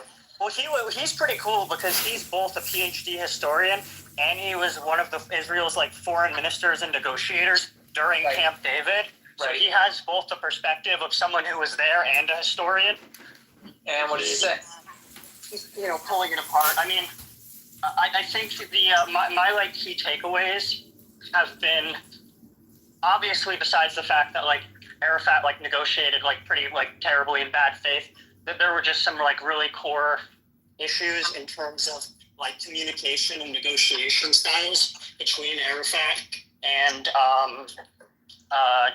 Mubarak. No, it wasn't Mubarak at the time. Barack. It was. Oh my God, I'm now getting the names mixed up. Yeah, no, it was. Ehud Barak. Yeah, no, there we go. There was like some big issues in terms of like how they were negotiating. Of like Arafat wanted them to concede. Also, I didn't realize how big of a deal Jerusalem was. Arafat cared way more about Jerusalem than right of return, which was like a big surprise to me. Like on right of return, he was almost like, hey, like accept like the principle of right of return, and then we can like negotiate out like the numbers later. Maybe it will only be a few 10,000 people or whatever from like Lebanon or something. But on like Jerusalem, he was like super hard line. Like he wanted like absolute sovereignty over some of the territories. He kind of rejected any offer of like parallel sovereignty. What do they call it? Like an administrative oversight. Like any of that. He said he wanted sovereignty without any adjectives. Right. And also in the Clinton parameters, after Camp David failed, that was like Israel had full on accepted what was like a pretty fair deal to the Palestinians, and he like totally rejected them. And I don't know what they say about now, but in the immediate aftermath, a lot of Arab leaders were like, "You rejected that deal." Oh, really? Yeah, that really surprised me too. Like one of them, I forget who, said something along the lines of like, were there voices of support in his decision to reject the deal, and if so, why? Like, what was their basis? It seemed like people weren't like Arab leaders didn't really seem like they wanted to like really support him. Like some of them would kind of pay lip service to it in order to like maintain legitimacy among their own people. Like Egypt was like really scared that if they like got behind the deal that their own people would get really upset. But a lot of them were like, really nobody was like full-throated in supportive of their rejecting the deal. So that was just like Arafat acting independently, or like voicing? Yeah, more or less. I mean, he went on these like, Ben-Ami described it as like almost like almost like a crying tour of like going around to different Arab leaders, like, oh my God, can you believe how unfairly they treated me? And a lot of them, after hearing it, were kind of like not buying it.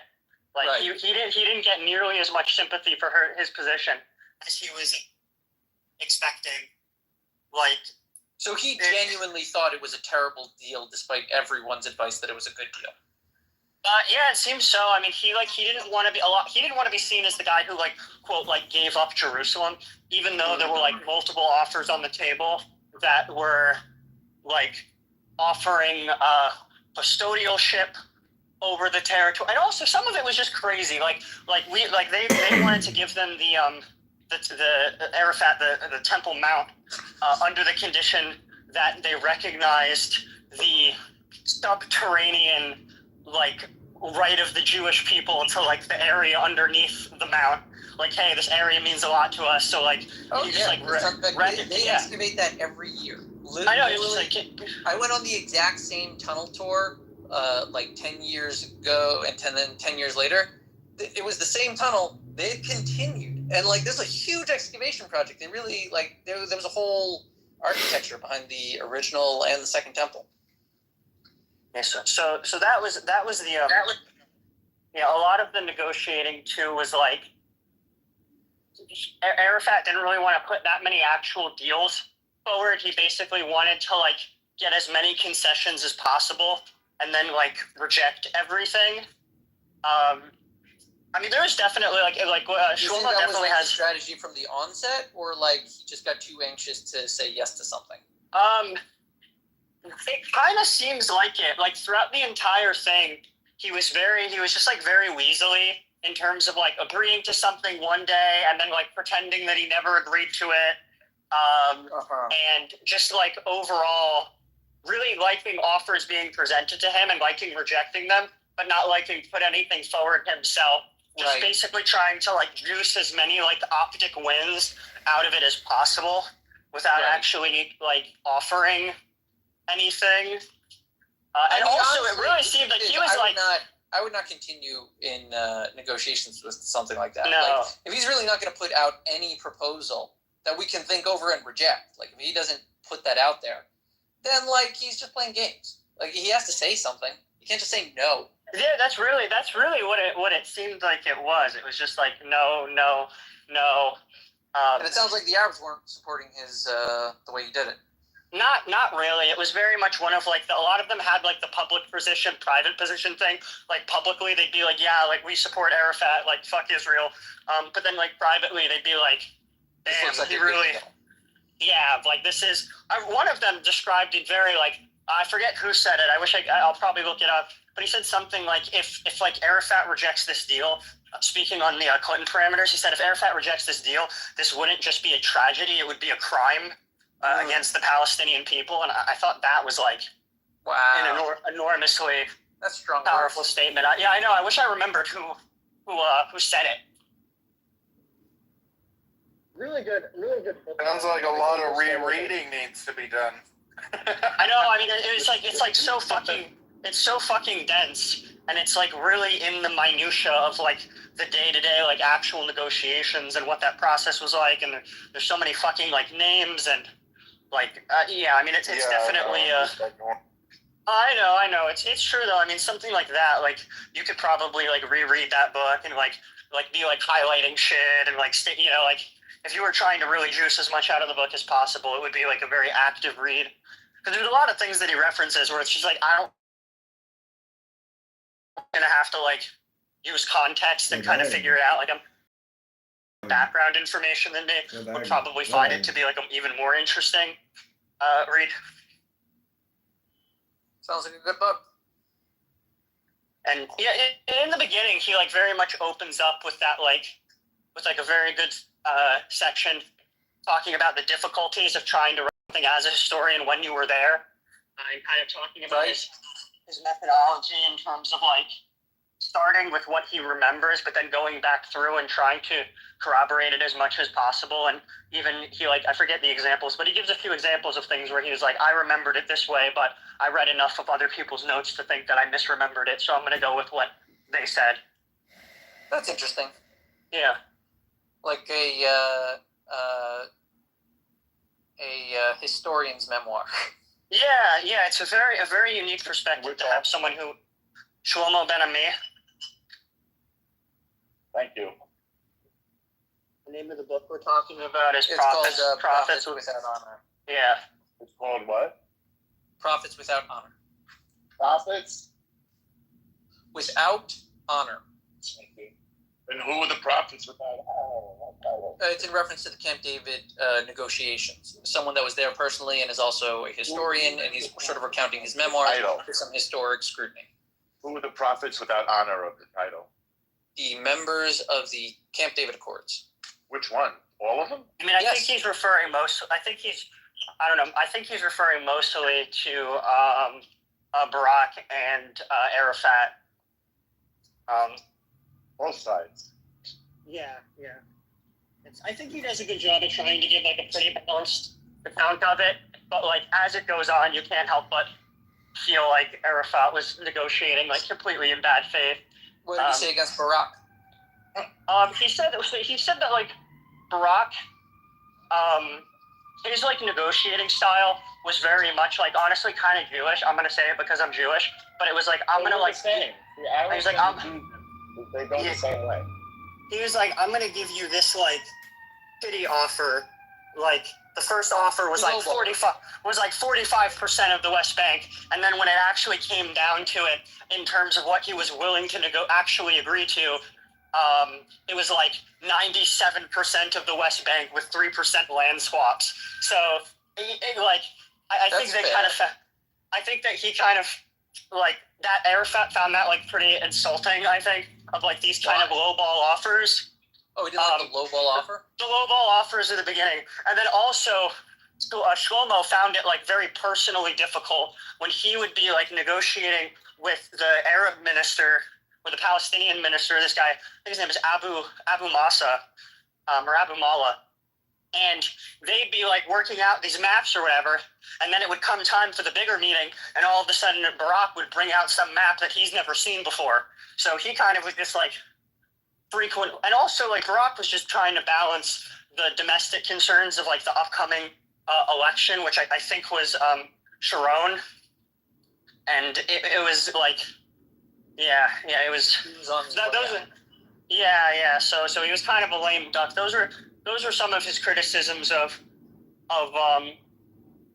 Barack, and also one big issue was Barack wanted to have this kind of idea, and maybe this isn't as less of a criticism and more of like kind of just a difference in terms of negotiating style, but Barack wanted to kind of like piecemeal the entire thing together of like, let's just start small with like little points of agreement and see what we can work out, and then build up to kind of like the bigger questions, whereas Arafat kind of wanted to work backwards, where he's like agreed to like these big things, and then we'll try to fill in the rest later.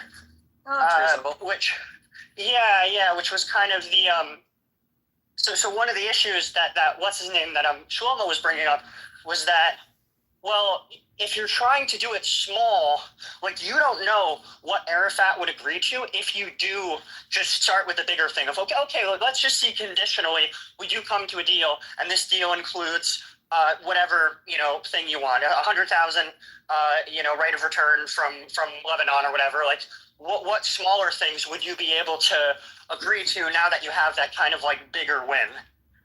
So they were like, it's kind of funny. They were basically coming at it from like backwards negotiating styles, according to Shlomo, at least.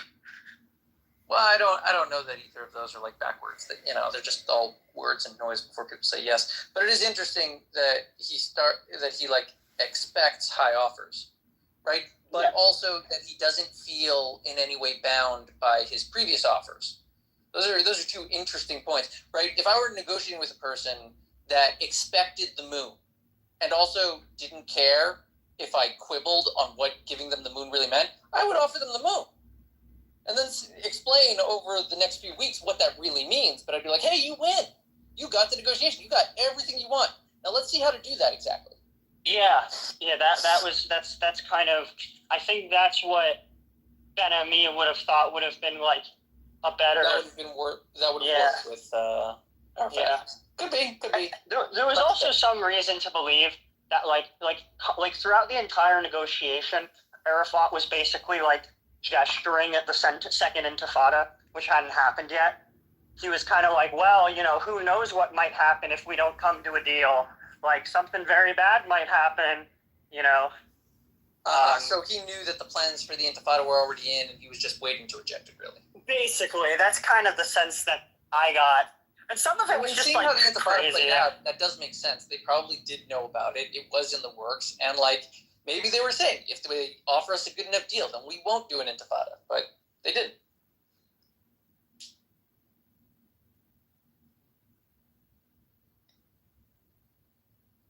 It was just crazy, though, you look at the deal on the table that, the book gave me, a very firm answer to the question, which was, has Israel ever, full-on put forward a deal that like Israel agreed to and they would have gone through with, and then it was like rejected firmly by the Palestinians? And I think the answer to that question is like yes. Like very concretely, I could say that in 2001 with the Clinton parameters offer, that was something that today would be seen as like very good. Because I hear it all the time of like, oh, like Israel never offered Palestine a state, and it's like, well, that's not just true.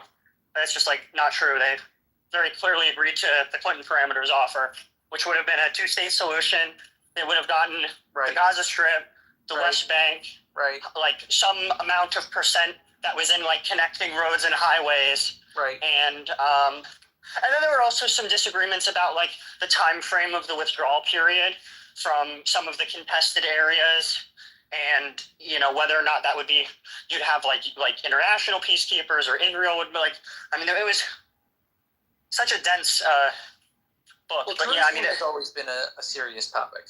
Yeah, and that was huge. That was almost like, I would say like a linchpin of it. And yeah, it was, Arafat wanted like complete total autonomy over some of the regions, some of the parts of Israel, and he didn't want any sort of adjectives to it. But yeah, no, he got offered like pretty good chunks of Israel, at least in terms of having like administrative control over the territory, and like functionally they already did. I mean, in parts of Jerusalem they were already administering their own like schools and police and these kinds of things. So I guess they didn't see it as like that much of an improvement. But yeah, the Jerusalem was way more important than I thought. Because I think a lot of people like to frame it, they kind of like try to religious wash the religion aspect away from it, you know, and just be like, oh, it's just about like, it's a political struggle. Yeah, they want to say that we're trying to undo an ethnic cleansing that happened at the formation of the State of Israel. Yeah, but really, I mean, that's not what they've been asking for.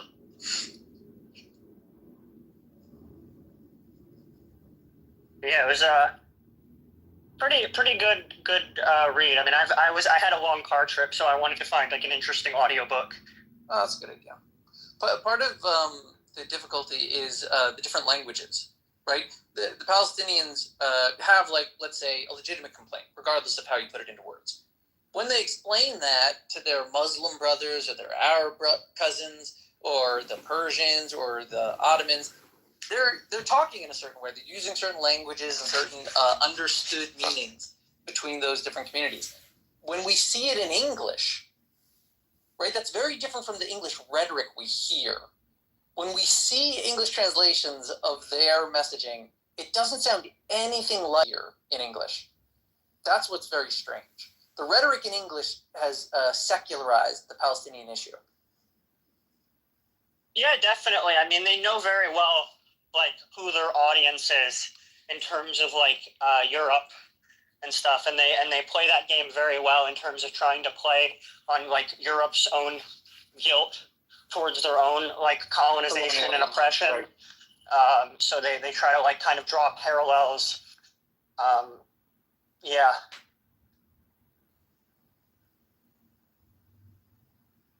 That's why I think the better approach is to negotiate with them as they're attempting to negotiate, by giving them everything they want nominally and then not giving that to them at all. Yeah, I mean, because they're so funny, like when talking about like the land swaps and the percents and this and that, like Arafat referred to this as like real estate. He's like, this is just real estate. Like this isn't that significant. Like it was really about like, in terms of like level of importance, like out of 10, Jerusalem was like a 9, right of return was like a 7, or like maybe even like a 6, and then like the actual like percents of land and this and that was beyond like a minimum threshold was like a 3, and that was, I think, like that was one of the most surprising things to me, at least. Yeah, because you don't need a lot of land to make a state. Yeah, and I think there people are smaller states. People like overemphasize the importance of the land in terms of like, I mean, I'm sure you've seen that meme of a map, you know, the one I'm talking about, that shows like how Israel like stole all the Palestinian land, and it like, you know, You've seen that, yeah. You've seen that map, right? Yeah, and they always cut out Jordan as if like that's not part of what was allocated to the Palestinians. Yeah. So that kind of like looking at that map, it makes you think, oh wow, like the land was like really important. And then I think it really like wasn't that.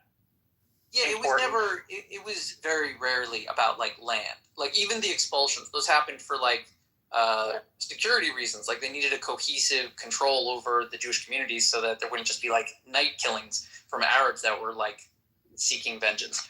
So like, but like the real issue was primarily like a civil rights kind of an issue. Like the Jews of Israel felt they didn't like Arabic sovereignty. They're like, we're not able to be Jewish enough like this. It doesn't work. And like they even tried to work with them a long time. It all kind of exploded when they put up like a separation wall up at the Kotel. And the Arabs thought that was a violation of an old agreement not to build a third temple.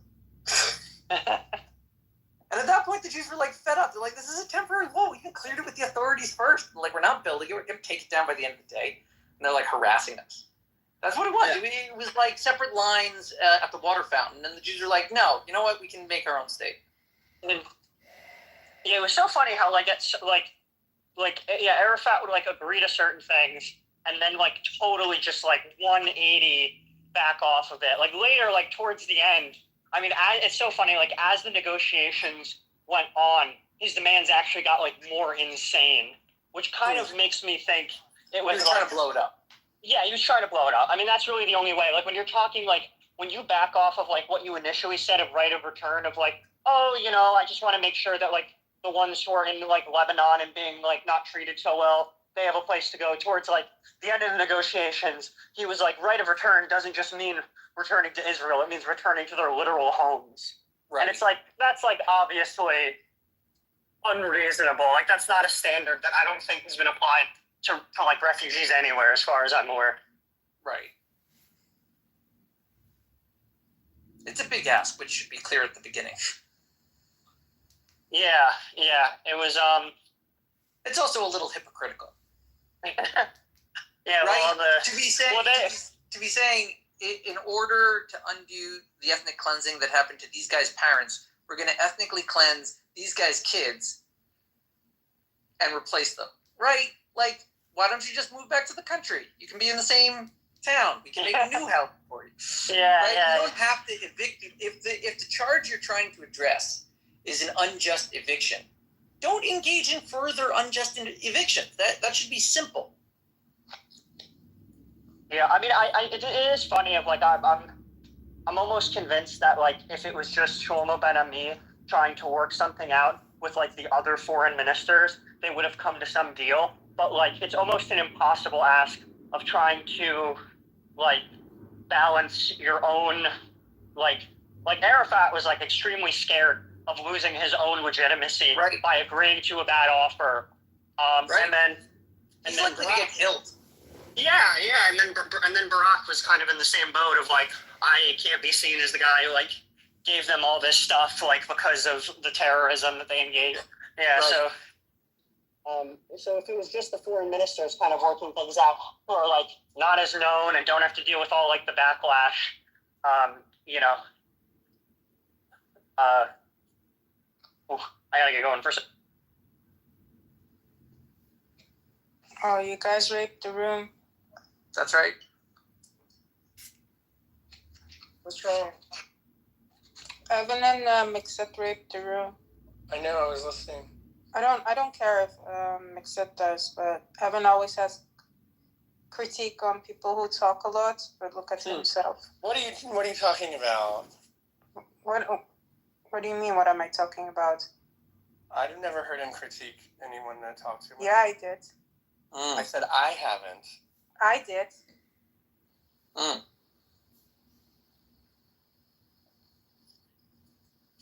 I love people that talk a lot. Gio. Except for Randy. Fuck Randy. Oh yeah, I hear that. I will remember that. What? I will remember this answer. Okay. When Diogenes talks a lot, I want you Oh shit. Him too. Sorry. No, you didn't. It's too late. Yes, too late, Ryan. There's an old Aramaic saying from the Gemara describing silence as a response to a question, and it goes "shtika kehoda," meaning saying nothing is like acceptance. So if you say nothing, you already accepted it. Yeah. You like Diogenes. He likes Diogenes. He does. He just doesn't want to admit to it. It's okay. Shtika kehoda.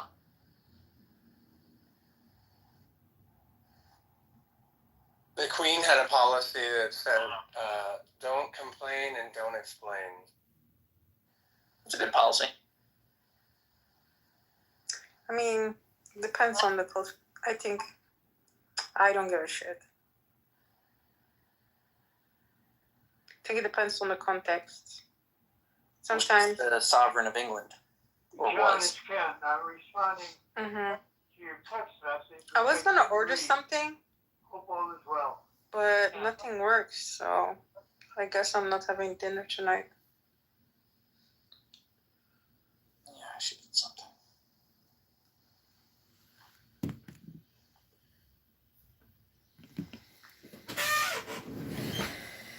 What are you gonna have for dinner, Abby? Nothing. Nothing works. What does that mean? Like, I'm trying to order something on Uber Eats, whatever is open. There are not many options. Nothing is, everything says your order cannot be placed. That's because they don't have enough food to continue feeding you, Abby. You have eaten everything. You've eaten everything. There's nothing left to eat. Talk to little Haiti. Maybe she could regurgitate a chicken wing for you.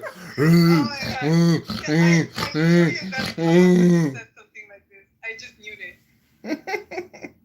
I was just waiting for McZed to leave. Really? Everything he says is like a lawyer negotiating a debt settlement. It's insane. Oh, so you're scared of him? I'm not scared of him. I just don't, I wanted to hear what he has to say. I listen more than I eat, unlike you. Why did you come up and call your stalker with him in the room? Oh, I literally only had coffee today, that's it. I talked to the guy who was leaving me the weird voicemails. Maybe you know him. His name is Anthony.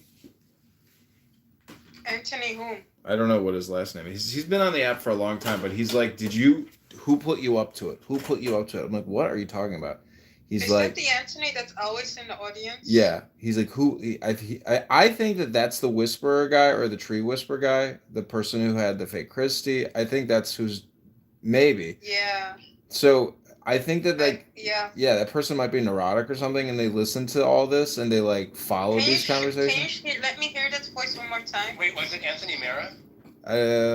No, I don't think that's who it is. Is Anthony Mera the younger guy who's like the hippie traveler or something? Yeah, the ayahuasca dude. No, I don't think that's him. No, it's not him. It's somebody else. There is one Anthony. Maybe there is like a fake Anthony here as well. Maybe he's talking about the fake Anthony. But if it's the Anthony that is the real one, that guy divorced his wife to be with someone on this app. Oh, that sounds like Nate Fury. No, his name is Anthony, but I think there is a fake, like, remember a fake Christy, a fake, fake Anthony. Maybe that's the fake Anthony, I don't know. He never comes on stage. And the other Anthony, he talks always, so I don't think the real Anthony will stay in the audience. Oh, I know. Yeah. Remember there was always an Anthony in the audience in the past half of the week? Yeah, maybe it's him.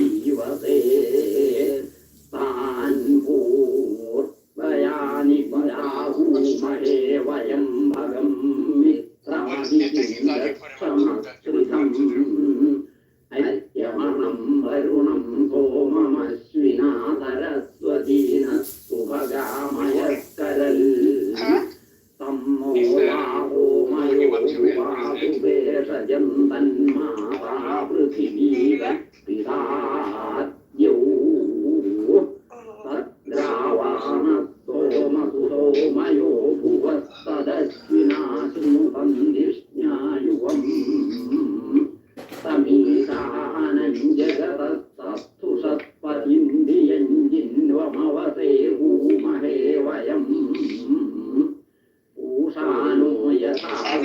Now you can complain to someone else comes if you're uncomfortable. Oh, sorry, I was having a conversation with Yeah, I understand. I know what you're saying, but I want to hear from you and not let people talk about it. Someone could have just jumped in and redirected the conversation to something else. I understand. Nobody said anything. Nobody said anything. I know. I'm not bothered by it, but I want to hear from you.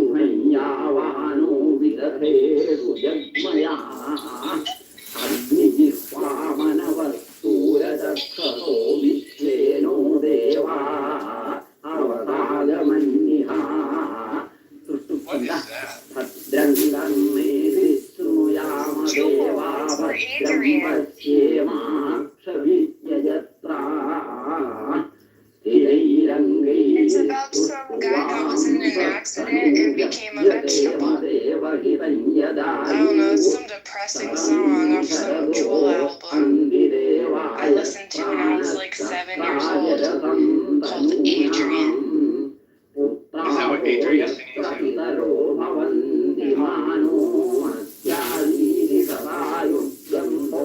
No, this is some new weird CD I bought. It's called The Four Vedas, the Oral It doesn't work. I Tradition. was just playing it, and like it barely plays. I don't know why Jewel That was such a Danny thing to say, Danny. I was playing the Four Vedas, the oral tradition of hymns, chants, sacrificial, and magical formulas. Introduction and notes by Professor J.F. Stahl. Do you work for?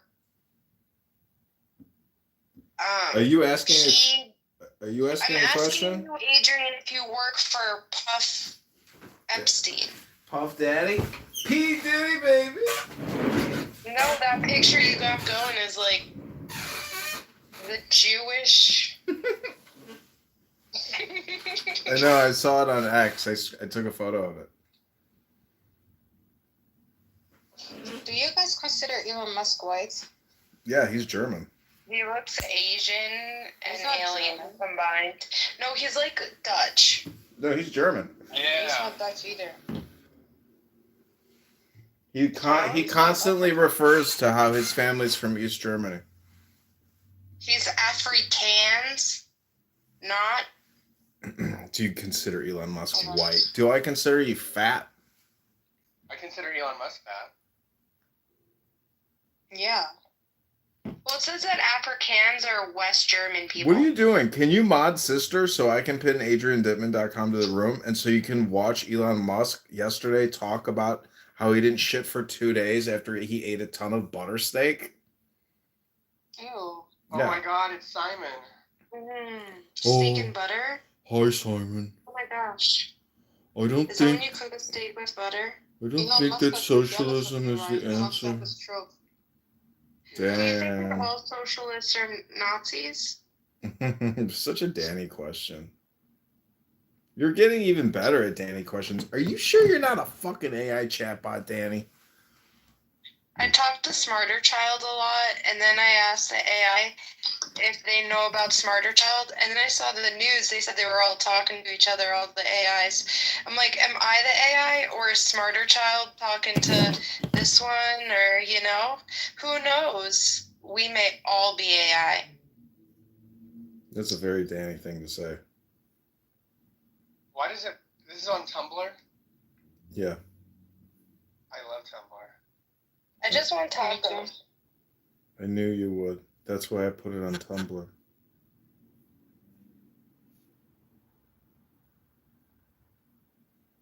They said that Lil has a blue waffle, and I don't think that's possible. That's a very good Danny.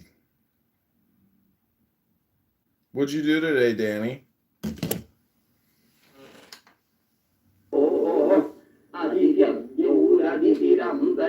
Do you think we're Can you hear me now? like it's What you up to? nothing? How about you?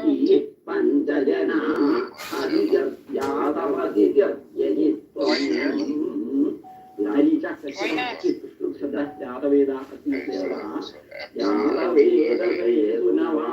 Well, then he's sleeping. What do you know about friends? Is that the old picture of you? That's a real last question.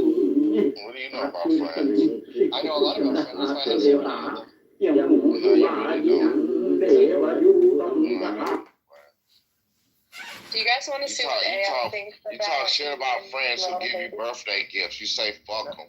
Yo, Oscar. Oscar. You call them nigga faggots and talk about the kids and shit. What kind of a gift is ruining my relationship with Eric? What's that? What kind of gift is that, Ooh. bitch? Oscar, can you tell us about DJ Pack? What's up with DJ Pack? You want your own relationship. Are you talking about yourself or about Rick? Yo, AI made me I'm talking about myself. He's talking about himself, Ryan. He's projecting. Projection alert. Projection alert. Look, I asked AI, me and Lil Haiti, and this is what it did.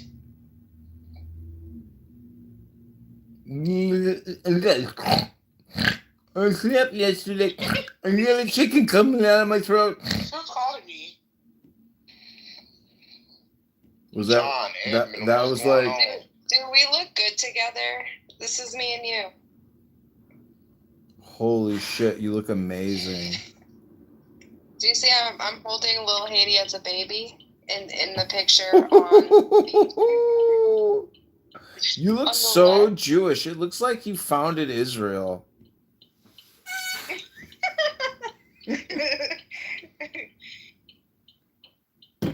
Yo, this dude is so fucking mean.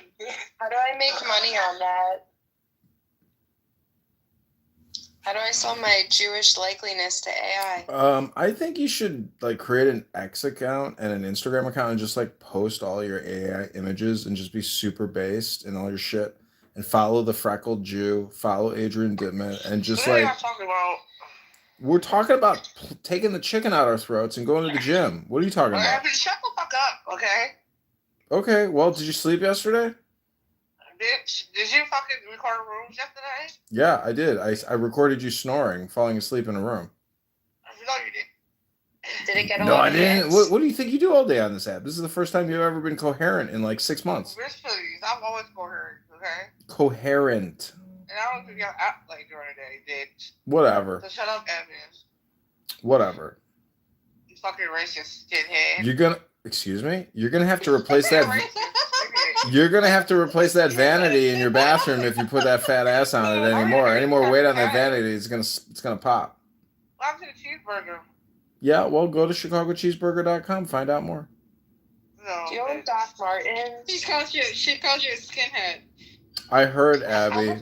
You see a pattern now? Black Rabbi called me a white supremacist yesterday. Abby, you see how these people operate? They immediately go low for racism. Go ahead. Adrian, do you have Doc Martens? Yes. Yes or no? Okay, he is a skinhead. No, I'm just kidding. I don't have Doc Martens. I have Dr. Martens as Wait, well. can I have Doc Marten sandals? Can I have Doc Marten sandals? Well, Rick called me a Nazi today, so I guess the sandals are like the Not platform Rick ones? calling me a Nazi, and the actual Rick. Rick? Yeah, the actual Rick called me Nazi today. Can you believe it? Abby, how are you going to use your PhD if you're on Clubhouse all day? I have I submitted my thesis, my dear. You're done? Oh, nice. No, I have to wait for the review. What? Then you have to do. Thesis? And I worked while you were sleeping, so. Or is Little Haiti your thesis? I'm at the end of my process. What's your process? What's your final form? Yeah. The gerbils at Do you know how PhD goes, or not? Do you have to explain? What was that, Ryan, about T-Rob's dribbles? I did all my research. We finalized the stuff, and we're waiting for the reviews. And if that comes, we either have to do more research or accept, and then we can move forward.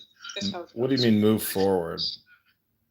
Move forward is in the next step, which is the final defense. Isn't that the dumbest thing in the world to get a PhD? All this, it's like political bullshit. It's like this is good enough, this isn't good enough. Yeah, I agree. Like if it's like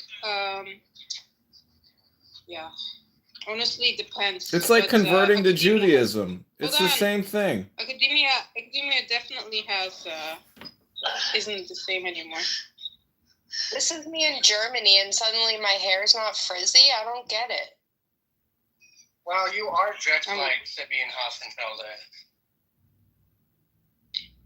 Me? Danny, why don't you update your Instagram with your cute new fake photos? Did you kick out Oscar, by the way? No. you just left. I wanted to kick out Lil Haiti though, because she doesn't know how to mute up.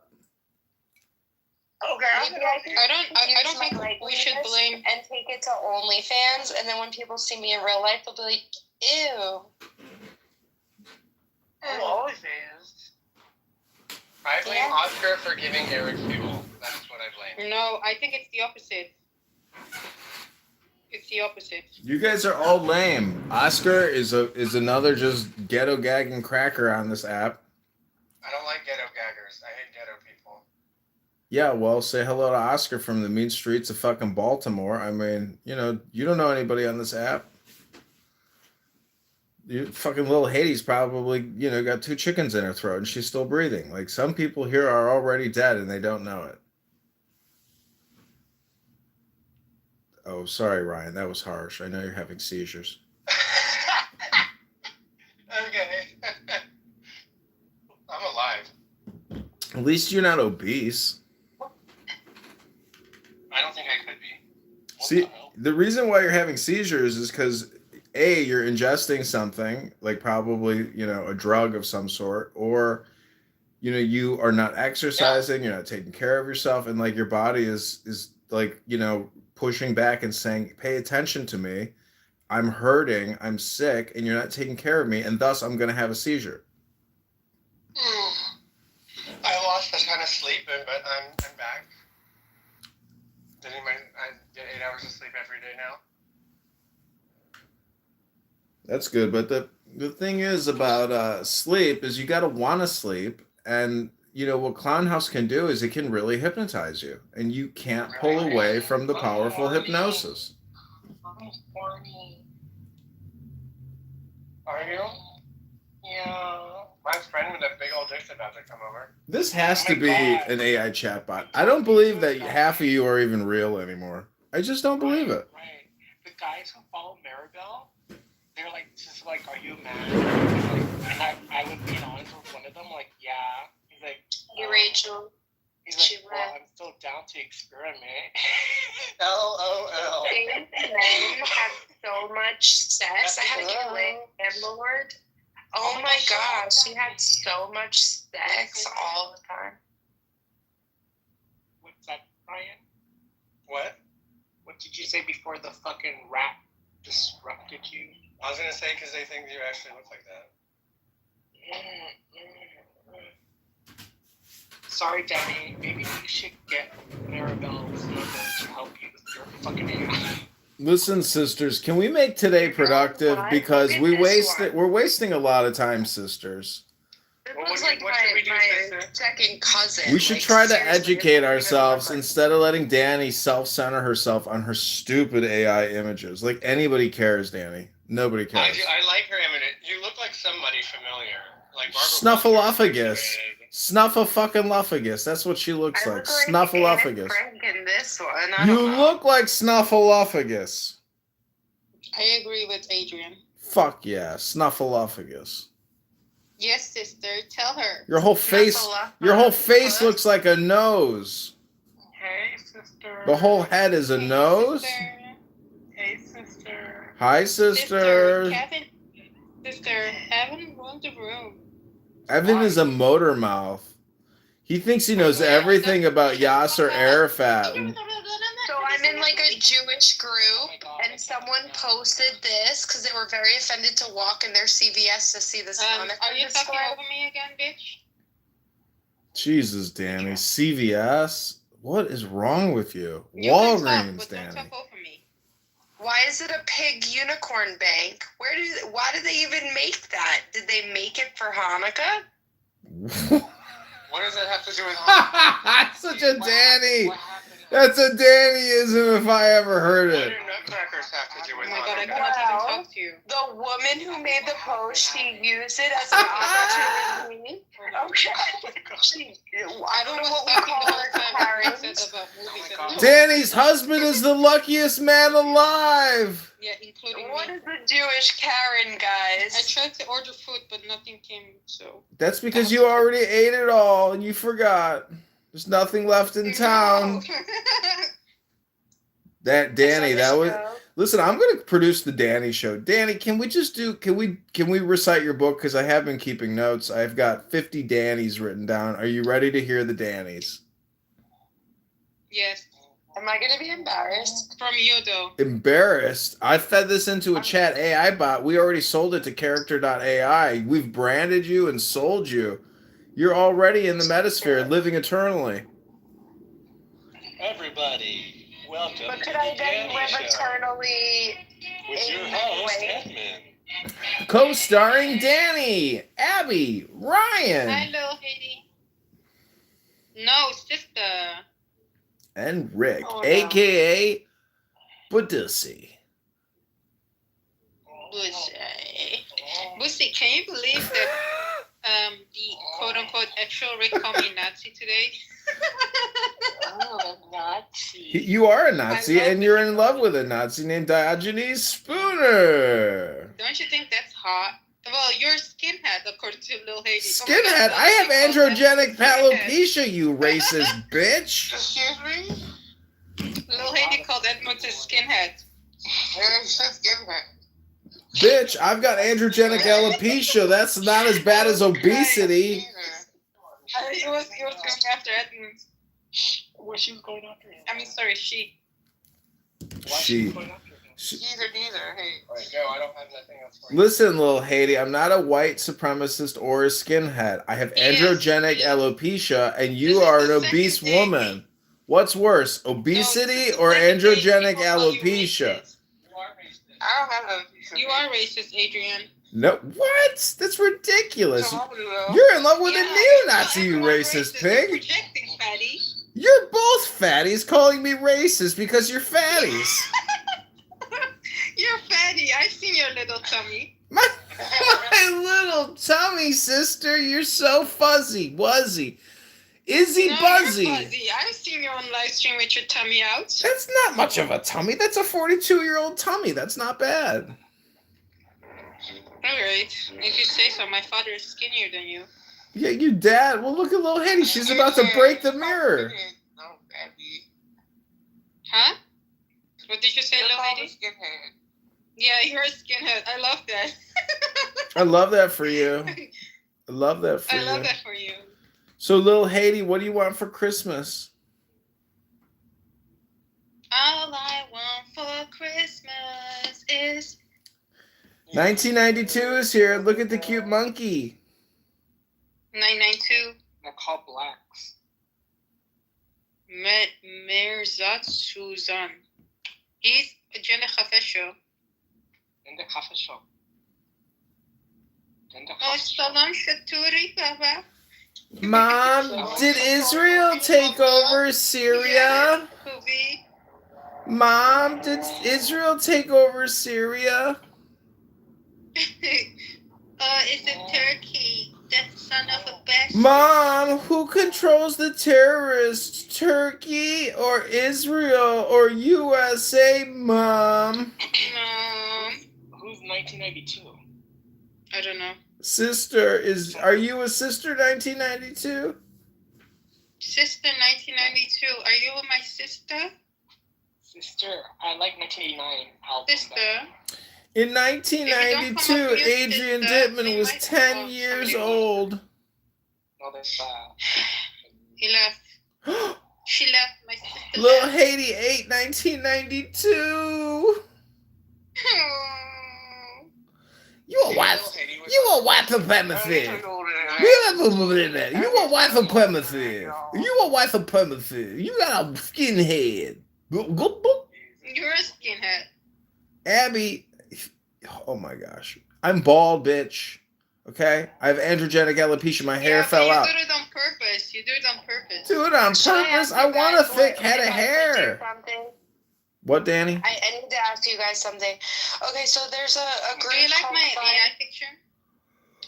Find my doppelganger. Should I post a real picture of myself? Yes, 100%, Danny. Your husband would be proud. Danny's husband would be proud. Danny's husband would be proud. Oh, it's not a pretty picture. I don't have makeup on. Sister, do you like Danny, if my wife wasted as much time as you waste on Clown House, I would have divorced you a long time ago. Well, that's why you're not married, right?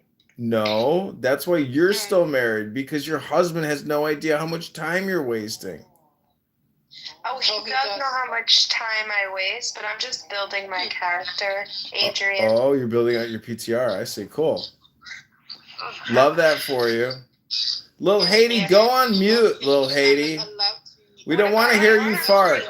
We don't want to hear you fart, Lil Haiti. Go on mute, please. Whatever, 8-piece chicken. 8-piece chicken. Whatever, 8-piece chicken. Hello. Oh, wow. Is this Edmund? Oh, hi, Ryanair. Abby. Harakat, why do you have this feet here? Because I was going through my gallery today. Hello, everyone. I was going through my gallery today, and I saw this like a few months ago. Who removed her? Adrian did. She wanted to get her dopamine feedback loop off, but I sent her like a rocket ship to outer space. Bye, Miss Haircat, you Jew-hating bitch. Oh, they kicked me. Yeah. Advertise my service here. Yeah, pay the cash app. If you want to advertise. All right, these are actually Xmas period, so. Did you pay the cash app? What you say? I said, did you pay the cash app? Sure, I'll do. Yo, what up? This is Isaac Hayes. I don't want to say, stop talking shit about me raising money to pay my bills, y'all. I ain't scamming nobody, and my goal is to liberate the black people from the system. So invest with Isaac Hayes now so I can keep flourishing and living my best life. I am complete. Thank you very much. Make sure you invest in fan base. You ain't even gotta use my shitty app, cause it sucks. Cause I gotta come to Clubhouse to even talk to people. So clearly, fan base is a bunch of bullshit. Send me all your money. I got car payments, insurance, mortgages, a life insurance policy. I got stocks to buy, man. Send me your fucking money. Nelson the Pecker gonna hit you up next. Keep being a sucker. Keep being a loser, and let me control the narrative with my green bean and my big 600-pound black-ass head full of scams and lies and frauds. Fuck the white man. They all a bunch of structural racists holding the black man down now. Fuck them all. Invest with me, and I swear to God, I'll feel better. What are we doing? What's going on here? I stepped away for 1 minute. I like it, man. I like him. I knew he was coming up.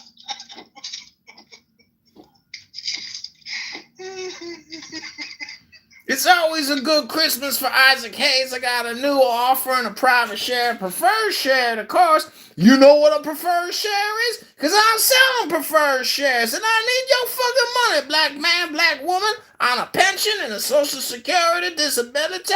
I need that fucking money because I'm going to 10x your money after I pay my fucking bills. This is Isaac Hayes. I am complete.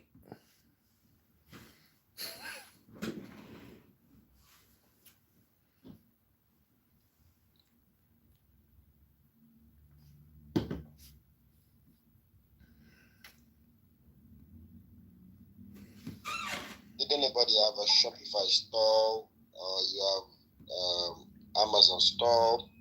Yeah, I got an Amazon store and a Shopify store. I'm selling stock in Isaac Hayes' fan base from shares that I can't even get my money back from that motherfucker. I got shares coming out my ass. You want to buy some motherfucking shares? Penny stock, baby.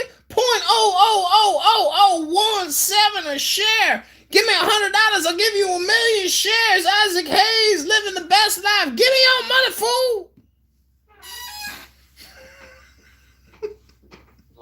Anybody that have a Shopify store or Amazon store, just chat me in my DM. Let's discuss, so I can help you get sales for this Christmas period. You know you're speaking English. What the hell are you saying?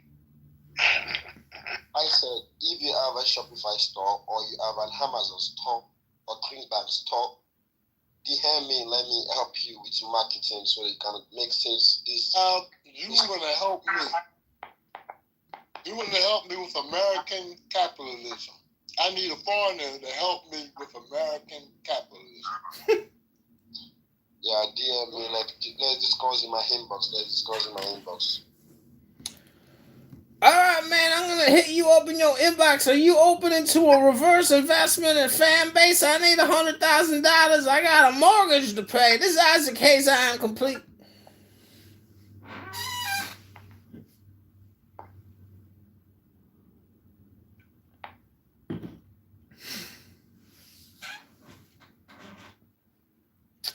All right, y'all, this is Isaac Hayes. I got to go create a new room to shoot down this room because nobody even is on fan base. And the people that are making money on fan base talking about the white man, the structural critical race theory, well, they ain't making enough money. But I swear to God, send me your money. I'm going to 10X it, and I got a mortgage to pay. This is Isaac Hayes. I am complete.